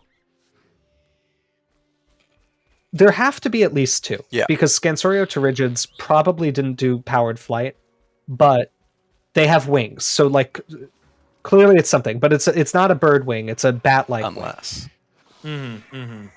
Unless What? we're in the most parsimonious timeline, which is that primitive Peniraptorans evolved winged flight, and some horrible monster mutation happened in Scansoriopter. Just like, you're still going to be able to fly, but we've altered the deal. So I don't think that happened. I don't think that happened Just either. for the sake of our viewers here, who this didn't happen. This did not happen like that. I'm a strong proponent of the ancestral Paravian was gliding or somewhat volant, and and dromaeosaurs and troodontids, as we largely think of them, are doing funky things later. I certainly agree that it seems very likely, but like the only answer here is going to be more fossils, because we desperately need fossils of these animals close to when they are diverging from each other. Because like even the Microraptorians that argue for like some sort of volant capability in Dromaeosaurids are from the early Cretaceous. So they're post-dating in this initial diversification by like what, 30 million years, 40 million years? Yeah. Right. So it's very possible that this is something that's happening multiple times. Given that we are at least aware of one group of early bird enoughs that decided they didn't like flying anymore and wanted to go back onto the ground. I don't know. It seems complex enough that I wouldn't be surprised if there are both multiple independent origins and multiple independent losses. Oh, well, there have to be a ton of losses, yeah. There have to be a bunch of losses, but I wouldn't be surprised if it only happens once. I guess what I'm saying is like it's very tempting and probably seems not unreasonable to assume that, yeah, probably these things learn to fly a single time. But it's also very possible they do it multiple times. They've got all the tools they need to do it. Well, yeah, I mean, but the morphology of the volant animal is evolving once. Like the or not. What I mean, we don't know that. Like the blueprint of, like, it's easy to turn an anchiornithine. It would be easier to turn an anchiornithine back into like a volant animal versus like you are evolving the bird morphology in dromaeosaurs, troodontids, and anchiornithines and avialines separately. I see what you mean, and that yes, definitely. Whatever they are ancestrally, it's getting them close. Whether it's getting them over the finish line is harder to say. Yes. Yeah. Side note: Hesperornithoides was recovered in the Jimbo quarry. Yeah, like Alex is completely right here. Like, having a fossil record of these animals that's dominated by the latest Cretaceous is a problem, and the early members that we have are still not that early in the group's history. They're from like the early Cretaceous. So they're tens of millions of years after the group has to originate. And they're weird compared to the later ones. Like all of the later ones do seem to form a group together. Like they've all got these broad rounded snouts. They've got big brains. They're all very similar skeletally. So, they're probably a real radiation of some sort, but like, the older stuff, how does it all relate? Are they all troodontids? Really? It's increasingly hard to say, and they remain a very difficult group to work on because they are just very rare. Yeah, like what's Jingfangopterids too? Like where do they go? Well, yeah, depending on how you define the clade, they're either Jingfangopterygians, I think, or Cynovenatorines. Yes, I prefer Cynovenatorine. That one can be pronounced. And Cynovenator itself is actually very common. There are increasing numbers of descriptions of the material, but like, again, we don't have things that are super close to the origin. The closest thing is Hesperornithoides, but Hesperornithoides has been problematic to study because it's full of barite, and it's also not that complete. Like, it's part of a skull. It's most of a neck, and then there's parts of the limbs and a little bit of the tail. It's not bad. Like, it's a good specimen, given that it's from the Morrison. That's more than you usually get for a small theropod. But, oh my god, yeah. Like, it's not like a perfect specimen that's like a Rosetta Stone to understanding everything else, which is a shame. And maybe we'll find one day. Yeah, maybe. Dalton, while you're looking for lizards in the Morrison, would you happen to just find a troodontid, please? I will try. Thank you. So, to recap for our viewers, we don't know what troodon is, and we don't know what troodontids are. But amazingly, we actually know a surprising amount about troodon. Let's dive on in. Yes. Well, the holotype is a tooth, and that tooth actually tells us some interesting things about the animal, including some things that the game gets wrong. One particular wrong? Indeed. Scott, do you want to talk about it? Sure, yeah.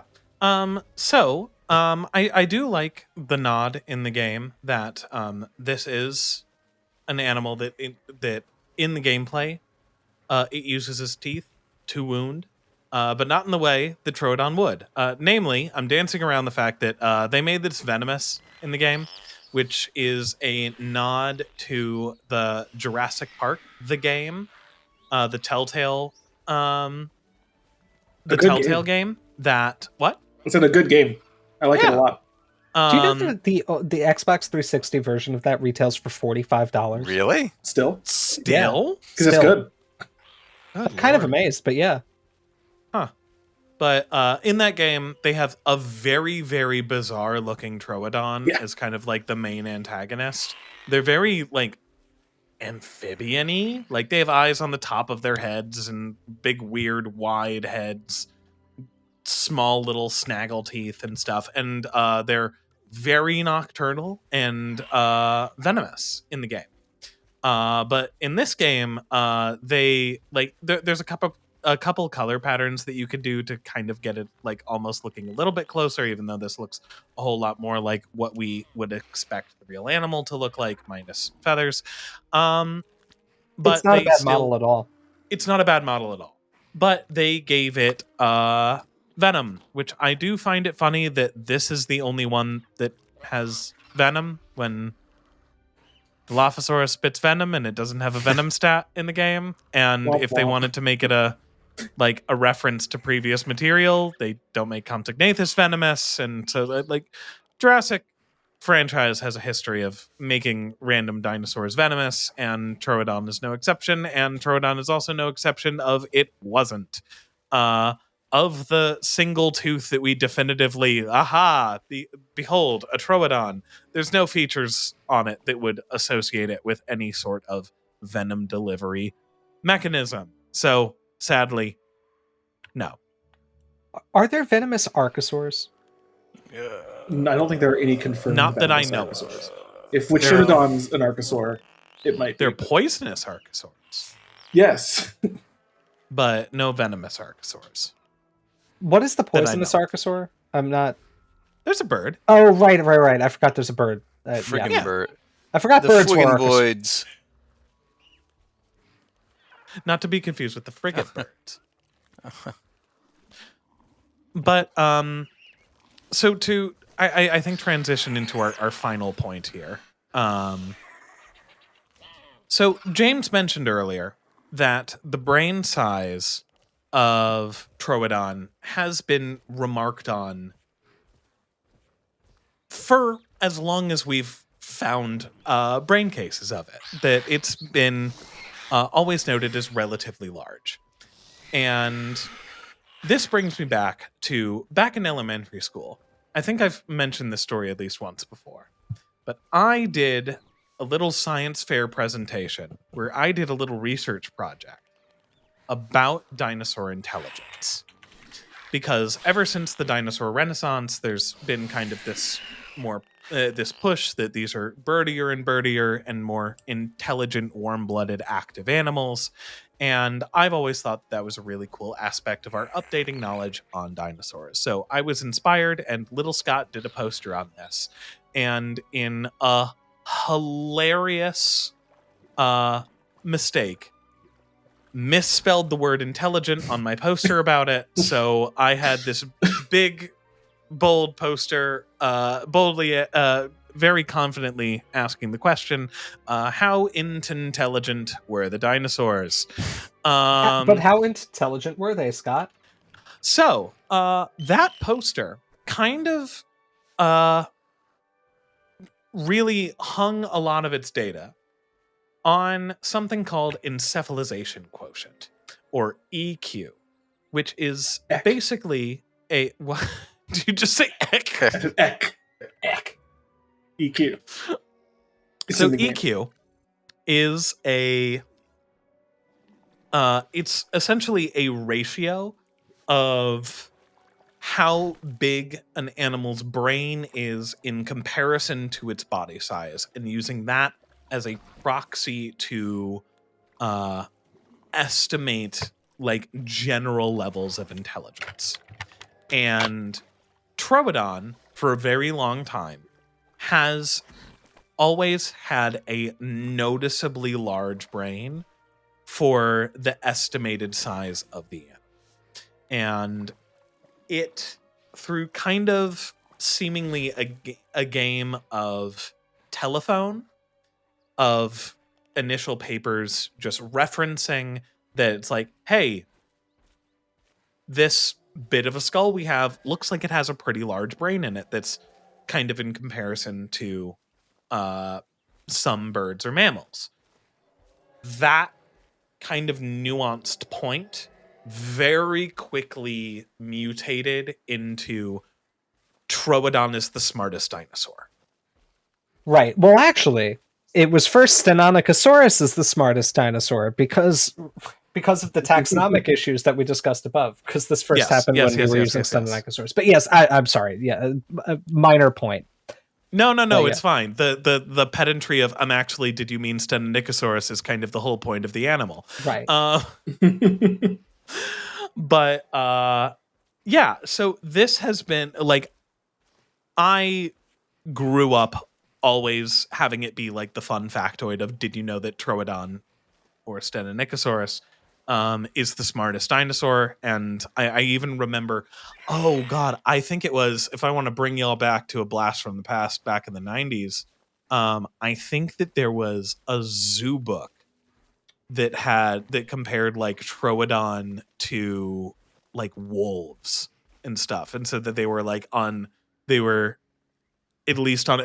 a similar level of intelligence to wolves. Which, like, no, probably not. Yeah. Even some of the papers that bring up like some of the later papers that actually do start testing the whole like how smart were some dinosaurs thing, very much pull back. This is not like a Jurassic Park 3 situation where it's like they're smarter than primates. Basically, like the most credit that I've seen given to dinosaurs like Troodon and other paravians is like, these guys might have been like as smart as some birds, but also some birds are like, not every bird's an African gray parrot, not every bird's a corvid. Like, there's some very stupid birds out there. Right. They might have been medium smart for a bird, maybe. Yeah. Yeah. Yes. We're not getting to like Alex the gray parrot objectively being smarter than most toddlers. Like, yes. Yeah. But I do want to briefly point out, if it's okay, Scott, just please, that like yes.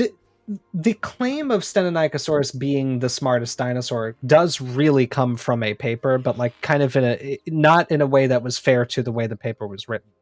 But like the EQ was plotted with all other available EQs at the time, and the author, who was Jim Hobson, who, fun fact, trained the best living paleontologist, Jim Clark. He was Jim Clark's graduate advisor. Indeed. He was kind of the guy who founded like, or kind of renewed interest in working on brain endocasts, because that really goes back to Tilly Ettinger, who was a pioneering paleontologist based at Harvard. I think that like Tilly. Yeah, I think that basically after, if I get the timing right, I think after her death, Jim Hobson kind of picked it up and was like, we should keep going with this. And like the early brain endocasts were published by him. He does point out, like, in this data set, Stenonychosaurus is by far the thing that's got the largest brain relative to body size. Oh, yes. Right. He just doesn't claim it's the smartest dinosaur. It's like, of the dinosaurs I have numbers for. Yes. Right. This is also a point that is brought up in papers that use more variables than just brain size to body size ratio, because that is a problematic measure. Brain size does not always equal intelligent or like the corresponding levels of intelligence. It's not like within modern animals that it's kind of like a very strict correlation of like higher EQ equals higher intelligence. Like elephants and dogs have similar EQs. And while I think dogs are kind of smart, they ain't elephants. Hey, you haven't met my dogs. I have met your dogs. You have met my dogs. They are not kind of smart. Hey, one brilliant. time I had one of my dogs set a trap to get my dad's sandwich when he was getting ready for work, and it was one of the funniest things I've ever seen. My dog recently got confused about where our house was and wandered into the Aw. night because she's mostly blind and deaf, and we had to go in and chase her and herd her back inside because, you know, like those penguins in the documentaries that just walk the wrong way into the interior of Antarctica. Yeah. She just confidently walked in the wrong direction away from our home. Oh, And never would have figured That's so it out. sad. So there's this paper in the book Mesozoic Vertebrate Life that is weirdly enough talking about Carcharodontosaurus and the endocast of Carcharodontosaurus, but it is trying to look at not just the ratio of brain size to the body size, but how that brain is constructed. Namely, it is looking at the estimated endocranium mass of the total brain versus that of the cerebrum, which is generally the thinky bit of the brain. And the animals that Larson uses to compare in this paper are Sebecus, a crocodile, Allosaurus, Carcharodontosaurus, Tyrannosaurus, Archaeopteryx, an extinct and a extant species of the same genus of bird, and then 2 estimates of Troodon, because notably the endocasts or the brain cases of Troodon that were known at the time were not complete. So there's a little bit of some like hedging bets of like, okay, it could be this, it could be this. And the results show that Troodon is closer to modern birds than than any of the other theropods that are tested. Archaeopteryx being pretty in line with other birds, and these results are not super surprising because of this group. Troodon is absolutely the closest to birds. Right. yeah. Exactly. Yeah, it matches what you might expect on a phylogenetic level quite well. And I mean, there's a lot of literature on paleoneurology. Like we're picking greatest hits here because this is not an episode about that. Yes. But yeah, this is, and I think perhaps for the final soapbox of the episode, maybe. Although we haven't really talked about reproductive behavior, but I don't know if we've got the energy for it or not. But no. Yeah, which is fine. There's this tendency when science is communicated by people who are not the scientists to exaggerate claims. This is bad. It's bad for a couple of reasons. One, it misinforms people. Misinformation is bad. 2, it has contributed to a level of scientific distrust in this country that and perhaps other countries that I think is very dangerous, and certainly affects my life for the worse, but I think is just broadly a big problem. Studies are summarized as like, coffee is good for you, chocolate is good for you, coffee will give you cancer, chocolate will give you cancer, red meat will help you, eating red meat helps you live longer, eating red meat will kill you, all of this sort of stuff. It's because this is not accurate reporting of the scientific papers. Like, let alone that health issues are so difficult to parse out. Like, there's so many factors, it's really hard to research those things. It's not accurate reporting. And what happened here is Jim Hobson said in 1977, he says explicitly too, basically, these small theropods like Stenonychosaurus generally have large brains. It's been noted. We don't have an endocast that we can measure from all of these. But Stenonychosaurus having this large brain is probably not unusual. It probably means that generally these small animals, these small theropods in particular, have large brains relative to body size, and that it's typical of its kind of size. This gets picked up on in the popular press, right? Mostly books, but news articles, documentaries, and everything, as the researchers concluded that Troodon had the biggest brain of any dinosaur. There was only like one paravian that in his data set. It was all he could have, right? This is before CT scanning. An endocast usually had to mean that the brain case was preserved in halves so that you could make a full endocast model without destroying the brain case, which is what they benefited from there. This is why, if you like science, you should only watch YouTube channels that are run by actual scientists, of course, because that's what we do, and that's why we do this. It's important for this. Like, the only two things that could happen are that scientists are responsible for disseminating their own results more broadly, or that there are increased standards in the press and popular reporting for how we deal with these things. Because this was not, and I know that these are kind of both pie in the sky answers, but like, Jim Hobson didn't lie in the paper.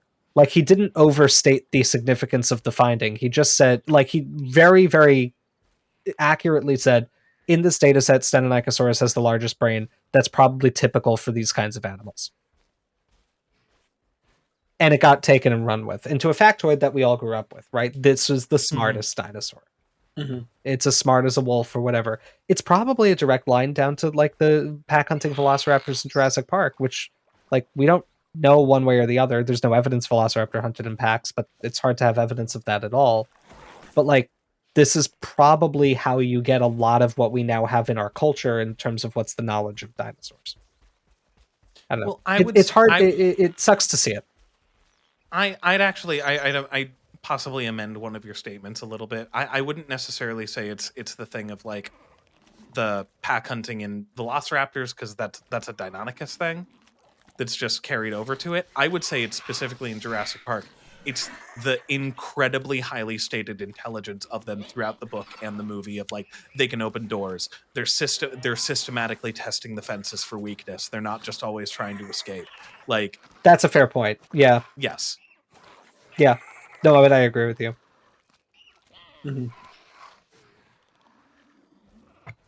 But that is also not to say that like, of course it is not to say that like these were dumb animals.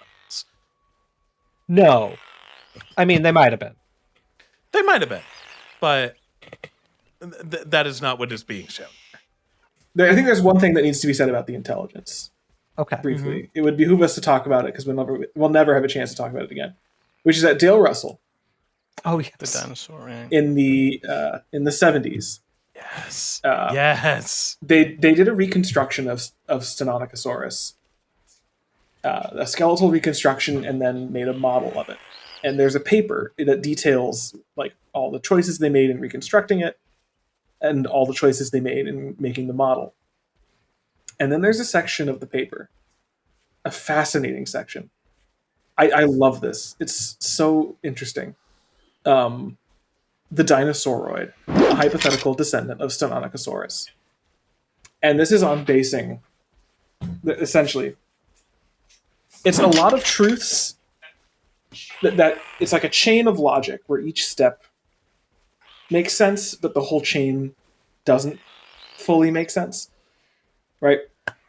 That over all of the history of life, vertebrates with brains have tended to evolve an increasing EQ.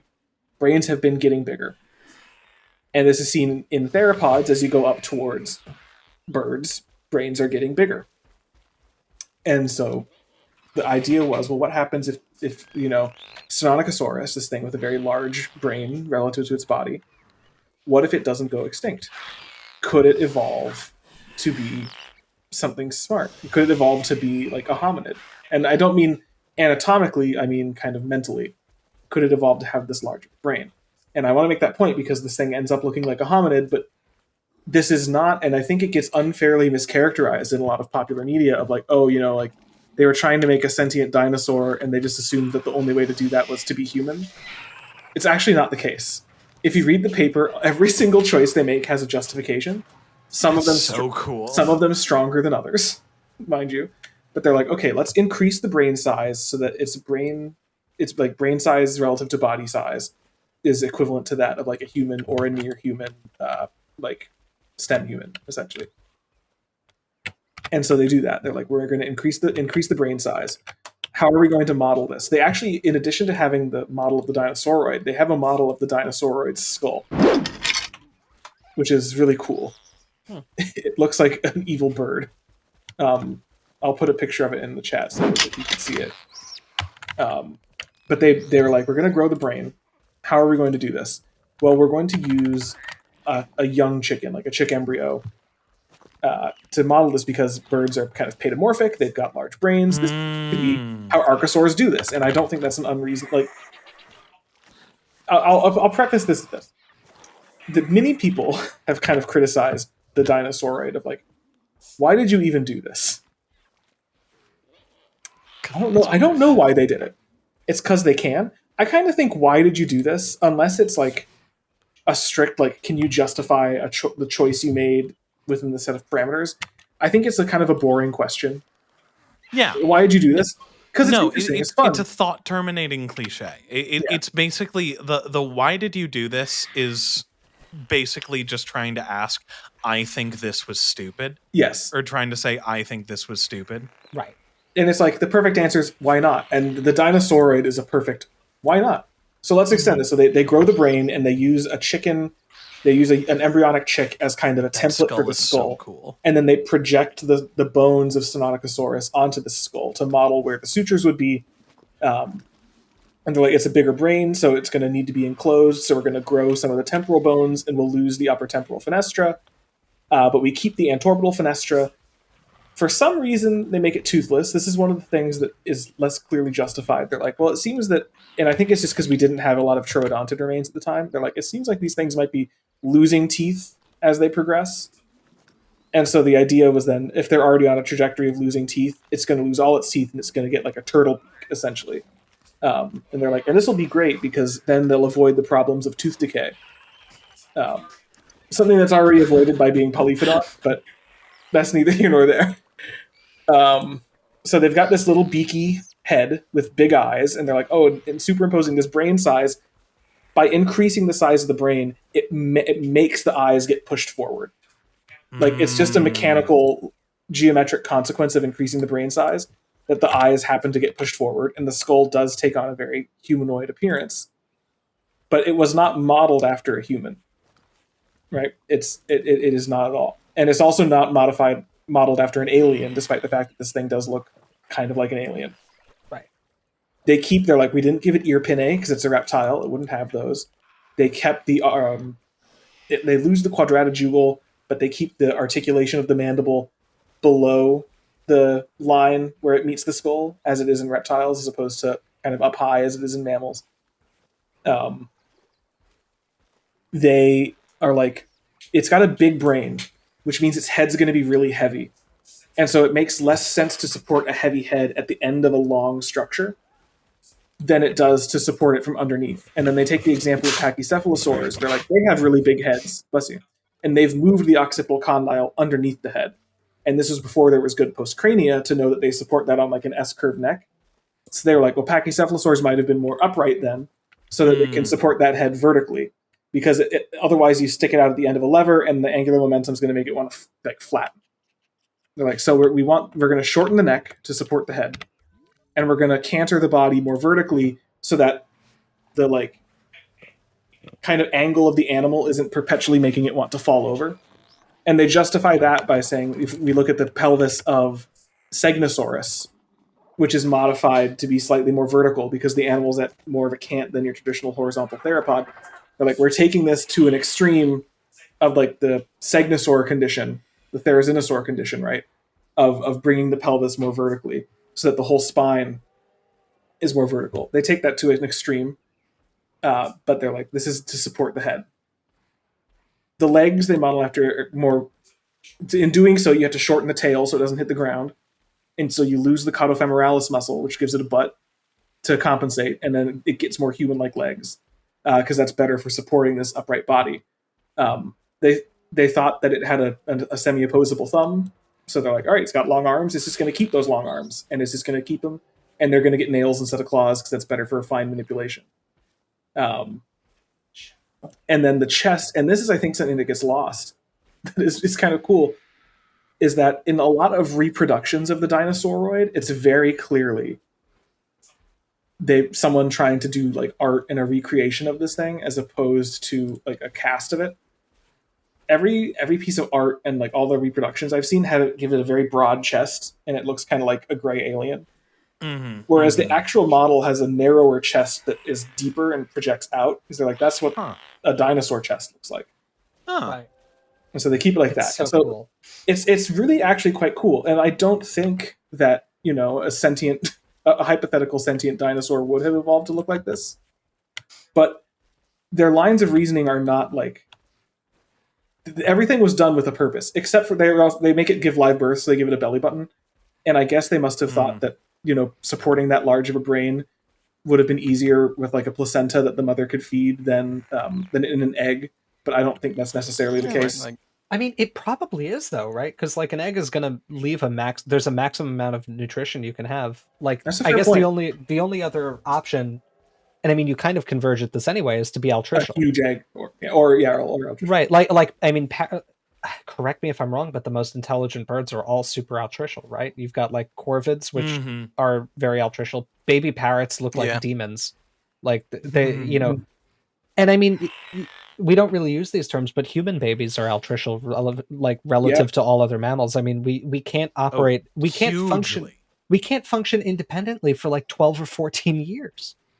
Like, some of us longer than that. I mean, like, right, like even like, an 8-year-old kid can do a lot of things, but like there's clearly like a lot of maturation that happens all the way up to puberty in terms of like just coordination and basic stuff. Like maybe the youngest, I don't know what the youngest you could say somebody could be self-sufficient at is, but I would say it's probably not younger than 10. Yeah. I don't think younger than 25. Wow. Yeah. I think 1 year older than whatever I am right now. No, I appreciate but I appreciated Dalton doing the dive on this, because I remember the kind of smart ass answer to this is like, oh, what if you evolved a hyper intelligent dinosaur? And like, a bird is what you would get, like a parrot. Right. But like, I don't know, even just leafing through, because he shared the document and it was the 70s. The dino bird connection was like fresh. There's a lot of interesting lines of evidence here. I feel like I've turned around. I feel like the Dinosauroid, at least in terms of like the original scientific conception, got a raw deal. It was a cool thought experiment. There's cool stuff here. Yeah. We get asked frequently on this channel, what are our thoughts about Spec Evo? This is, as far as I know, one of the only scientifically published pieces of speculative evolution. Yeah, and everyone's mean to it. Everyone's mean to it. Like, there's so much thought that went into this, and it's a meme. Yeah. It's very upsetting. It's pretty cool. And like they even make a point at the end of the discussion. They're like, hey, the thing we arrived at looks a lot like a human. And they're like, is it possible we've been biased into reconstructing this because the only animal like with this level of intelligence on Earth is a human? It's absolutely possible. They're like, but it's also possible that many of the factors we've discussed are what led humans to evolve to become the way we are. Like it's possible that it's just an efficient way to support a very large brain. Right. And on something that's using its appendages to interact with the environment and acquire food. Now there's been a lot of like people making updated Dinosauroids of like, oh, I'm going to do a sentient dinosaur. And some of them are cool and some of them I think are kind of lame. And a lot of them are like, well, birds use their mouths to manipulate things. So like we don't need to give it hands and we don't need to do that because birds use their mouth for all this. And I will make this point to that, which is that there is a paper, Anjan Bolar is on this paper, which discusses the origin of the bird skull as like paedomorphic to dinosaurs, and discusses the origin of the bird beak as being used as a surrogate hand, and that the fine fidelity with which birds manipulate things with their beaks and the appearance of a highly kinetic beak seems to correlate with the loss of hands that are then permanently integrated into the wings, where they have no function other than being wings. And so it is possible that the behavior we observe in birds of them doing most of their environmental manipulation with their mouth wouldn't be what would we see in something that still has functional grasping hands. Yeah, absolutely. And so a Dinosauroid from an animal that has hands, I think it's possible that hypothetically it would develop tools with its hands, not with its mouth. Right. I also think like, I mean, I've never really given this much thought. I've always I don't understand why people are always like, oh, what did Dale Russell get high or something and draw a dinosaur that looks like a person? I mean, I've seen some frankly very insulting discussion of this. Oh my god, yes. Like he was just some weirdo. This is a very interesting idea. To echo everybody here. But it does what Spec Evo should do, which is make you think. Here's something I've never thought about before, but I'm thinking about now. Mammals seem to be the only group of vertebrates that routinely involve extreme intelligence. Right? Maybe they're right. Maybe giving live birth is more conducive to that. I mean, birds get smart, but relative to their diversity, not nearly as frequently. And I'm not even talking about just humans. I'm talking about whales and elephants and you know what I mean? And all primates, really. I mean, relative to other things. Yeah, I saw a TV show. They had a chimp putting on pants. It was awful. He put on his own pants. Well, I laugh, but that strikes deep existential dread into me. There's that video I sent you and Amelia on TikTok the other day of the capuchin monkey helping with meal prep. Oh yeah, just cracking the beans, breaking all the beans, and making the cutest little faces the whole time. Right. that is something that happens fairly commonly in mammals.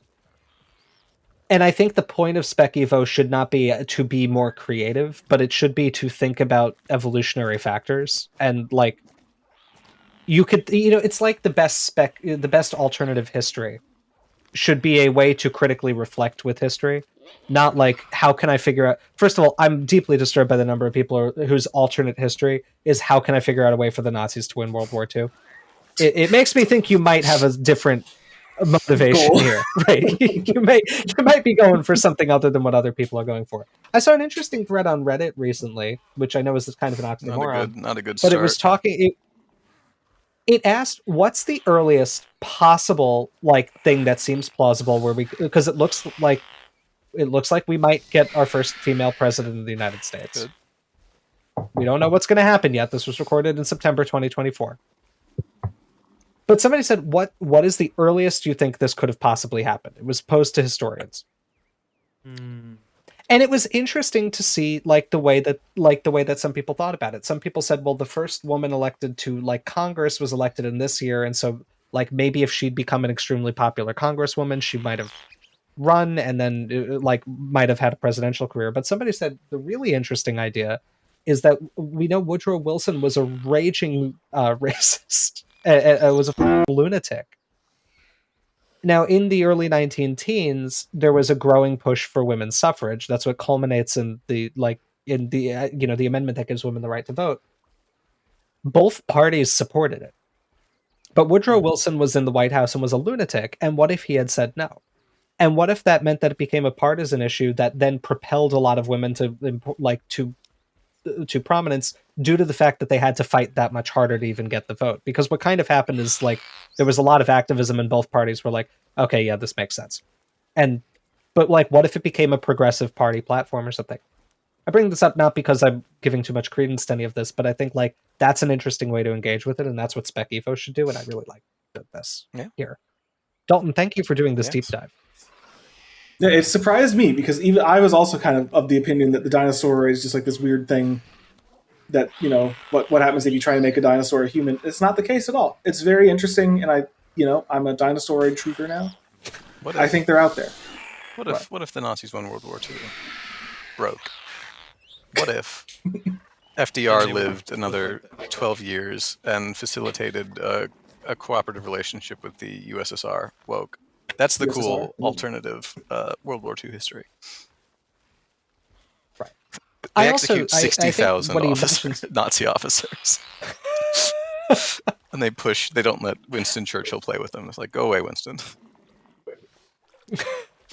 Anyway, I think what I really do find interesting too is this part at the end about this recurrent evolution of shapes or body forms. Mm-hmm. And I'll just say this. I hear a lot. Evolution keeps evolving shapes. Well, it does. It's not wrong that the same shape keeps happening. No. For some reason, it's not controversial at all when every group is oh, we should be a fish. And everybody's like, isn't convergent evolution wonderful? And if you ever propose that maybe the best way to carry a massive brain is to support it underneath, hold it gentle with your spinal cord. Like hamburger. Like hamburger. Like brain burger. Like brain burger. If you just say that and you make a humanoid looking thing, everybody's like, this is clearly like some weird, you know what I mean? Like, it's everything evolves to be a fish. There's a lot of things that become a horse. There's a lot of things that become crab. A lot of things that become a crab. A lot of things that become snakes. Yeah. Right, yes. Worms, right. Like, Dalton, how many times do squamates lose their limbs conservatively? At least, conservatively, like 5 at bare minimum. Right, that's insane. You know, were there any squamates that lost their limbs liberally? Yes. Yeah, dibamids are definitely lefties. Do dibamids have legs? I don't know. I know thank God. Okay. They're limbless.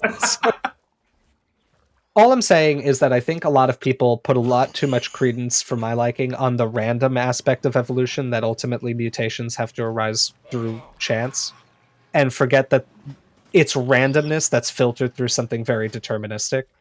And there could be very basic things that make certain shapes more viable than others that will continue to lead you to the same body form. And that's not really controversial within the field, but it's something I see break down a lot in the communication to the public, where it's like, there's no direction or anything like that. Like, no, there's not. But it may look like there's a direction just because there might always just be one best way to do something. Convergent evolution is a really, really interesting thing. It's a terrible thing. Right. Well, homoplasy should be illegal. Well, shall we convergently evolve this guy into a rank? I think we should.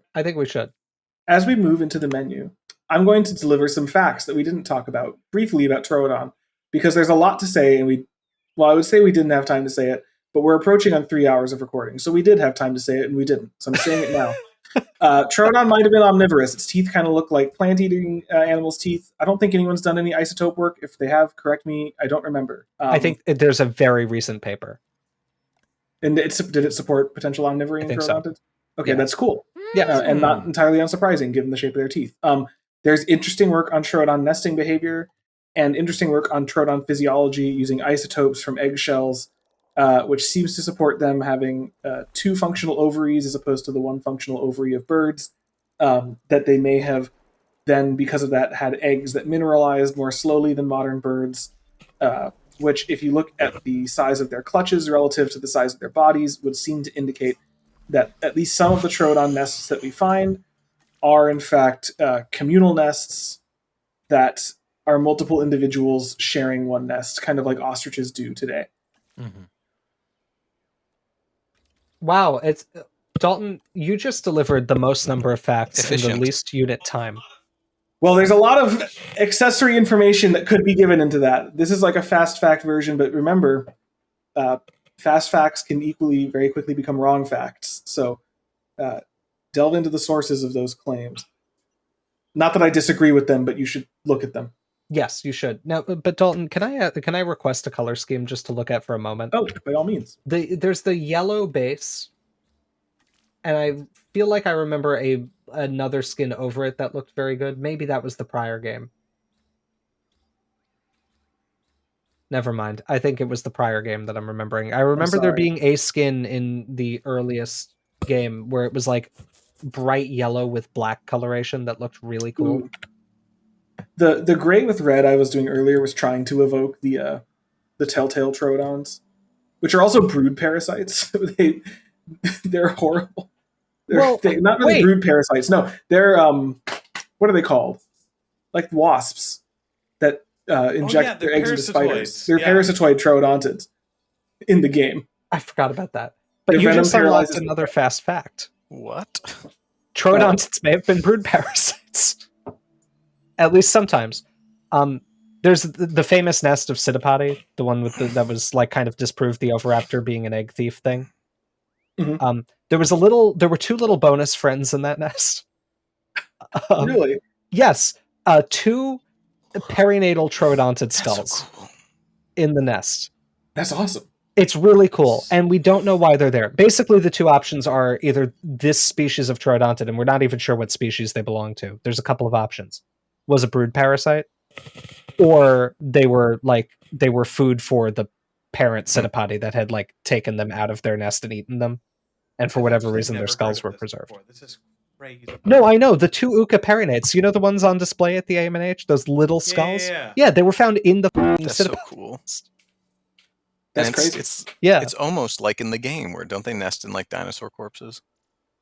It's not. Yeah, and it's not a person's really like corpse the game actually at all. Now that I think about it, even for a moment, but not even a little bit. All right, I'm gonna keep my ranking very quick. This is to me an A tier design. I like it. I like that anatomically it's quite accurate to what we know of derived troodontids. I won't say troodon because we don't know what troodon is, but like it looks right for the kind of thing it's supposed to be. The reason it does not get nests is that it doesn't have feathers, which this suffers from, and my favorite color scheme that we looked for is not actually present with this game. And I really liked in Jurassic World Evolution 1 having these bright yellow and black troodontids skittering around my enclosures. They looked toxic. It had a like poison dart frog kind of vibe to it. And given that they're venomous in the game, I like that. My inability to recreate that color scheme, unfortunately, does contribute to it getting a lower ranking, but I do really like it. I'm gonna give these a B. I think that like, ow, oh, he just stretched on my thigh. You would be thinking, wouldn't you? He says. Yeah, he just dug his nails directly into my thigh. That hurt, buddy. But I think that these guys are like they're good. I enjoy having them in my park. The venom gives them a fun like little quirk. I wish it was on a dinosaur that made a little bit more sense just like in the film canon. But like they're interesting. They really do suffer from the feather thing. It makes them look like a plucked chicken. But I really like the epismatic coloration that really go to show there's like warning, toxic. I like them. They're fun. B. Cool. This I do not like that it is not feathered. That being said, it is an excellent retro little troodontid. The anatomy is very good. It looks like it could have been on the wall, like the painting of a wall in like the AMNH. Like beautiful, but just not quite as up to date. It pleases me. I like its weird eye. I like that I can actually trace most of the anatomy of the animal. I say low A. I concur. I think it looks very nice. I think almost all the color schemes look really good. I think the sound design is a little uninspired. That's neither here nor there. I think it's a nice Jurassic Parkified Troodon. And if this had in the 90s, this would not have been a bad Troodon or Stenonychosaurus. And it really does suffer from not having feathers more so than even I'd say the Jurassic Park Velociraptors. But probably because those are such a classic design, and this is just like a new guy. I'm going to give it an A as well. And I think Amelia gave it. Yes, Amelia also gave it an A and said that he looked. Did you steal shoelaces? Yeah, they stole spare shoelaces and are batting them around. Jesus, little menaces. Amelia said, "Oh, I like him. A rascal." Yes. Alrighty. Well, I think that puts Troodon safely up in A tier. Indeed. All right. And now spin the wheel. Let's go. It is time spin the wheel. To spin that wheel. Is Allosaurus still on here? No. No. I just edited Allosaurus. Okay. Oh, that's a good one. Oh, big guy. Alamosaurus, though. That's better. Well, no, it's not. I like Allosaurus more. I think this is our last sauropod. Oh, I think you're right. Neato. Wow, it is. Well, we'll have fun with that. Appropriate. So next week, we will talk about Alamosaurus, which I know will delight exactly one of our viewers more than all of the others combined. How many swine points will be deleted out? I don't know. It's yes, your time. Hopefully many. It's time to swine. It is time to swine. Before we go, I want to briefly thank our patrons here. Our patrons are the people who keep this channel going and subject us to the perpetual what is the guy's name? Pushing the rock up, Sisyphus. letting it fall down. Sisyphus. Sisyphean task of trying to stay on top of our recordings. Thank you for getting what I was trying to say by a guy who make rock go up and then fall down. I am very cultured and well educated.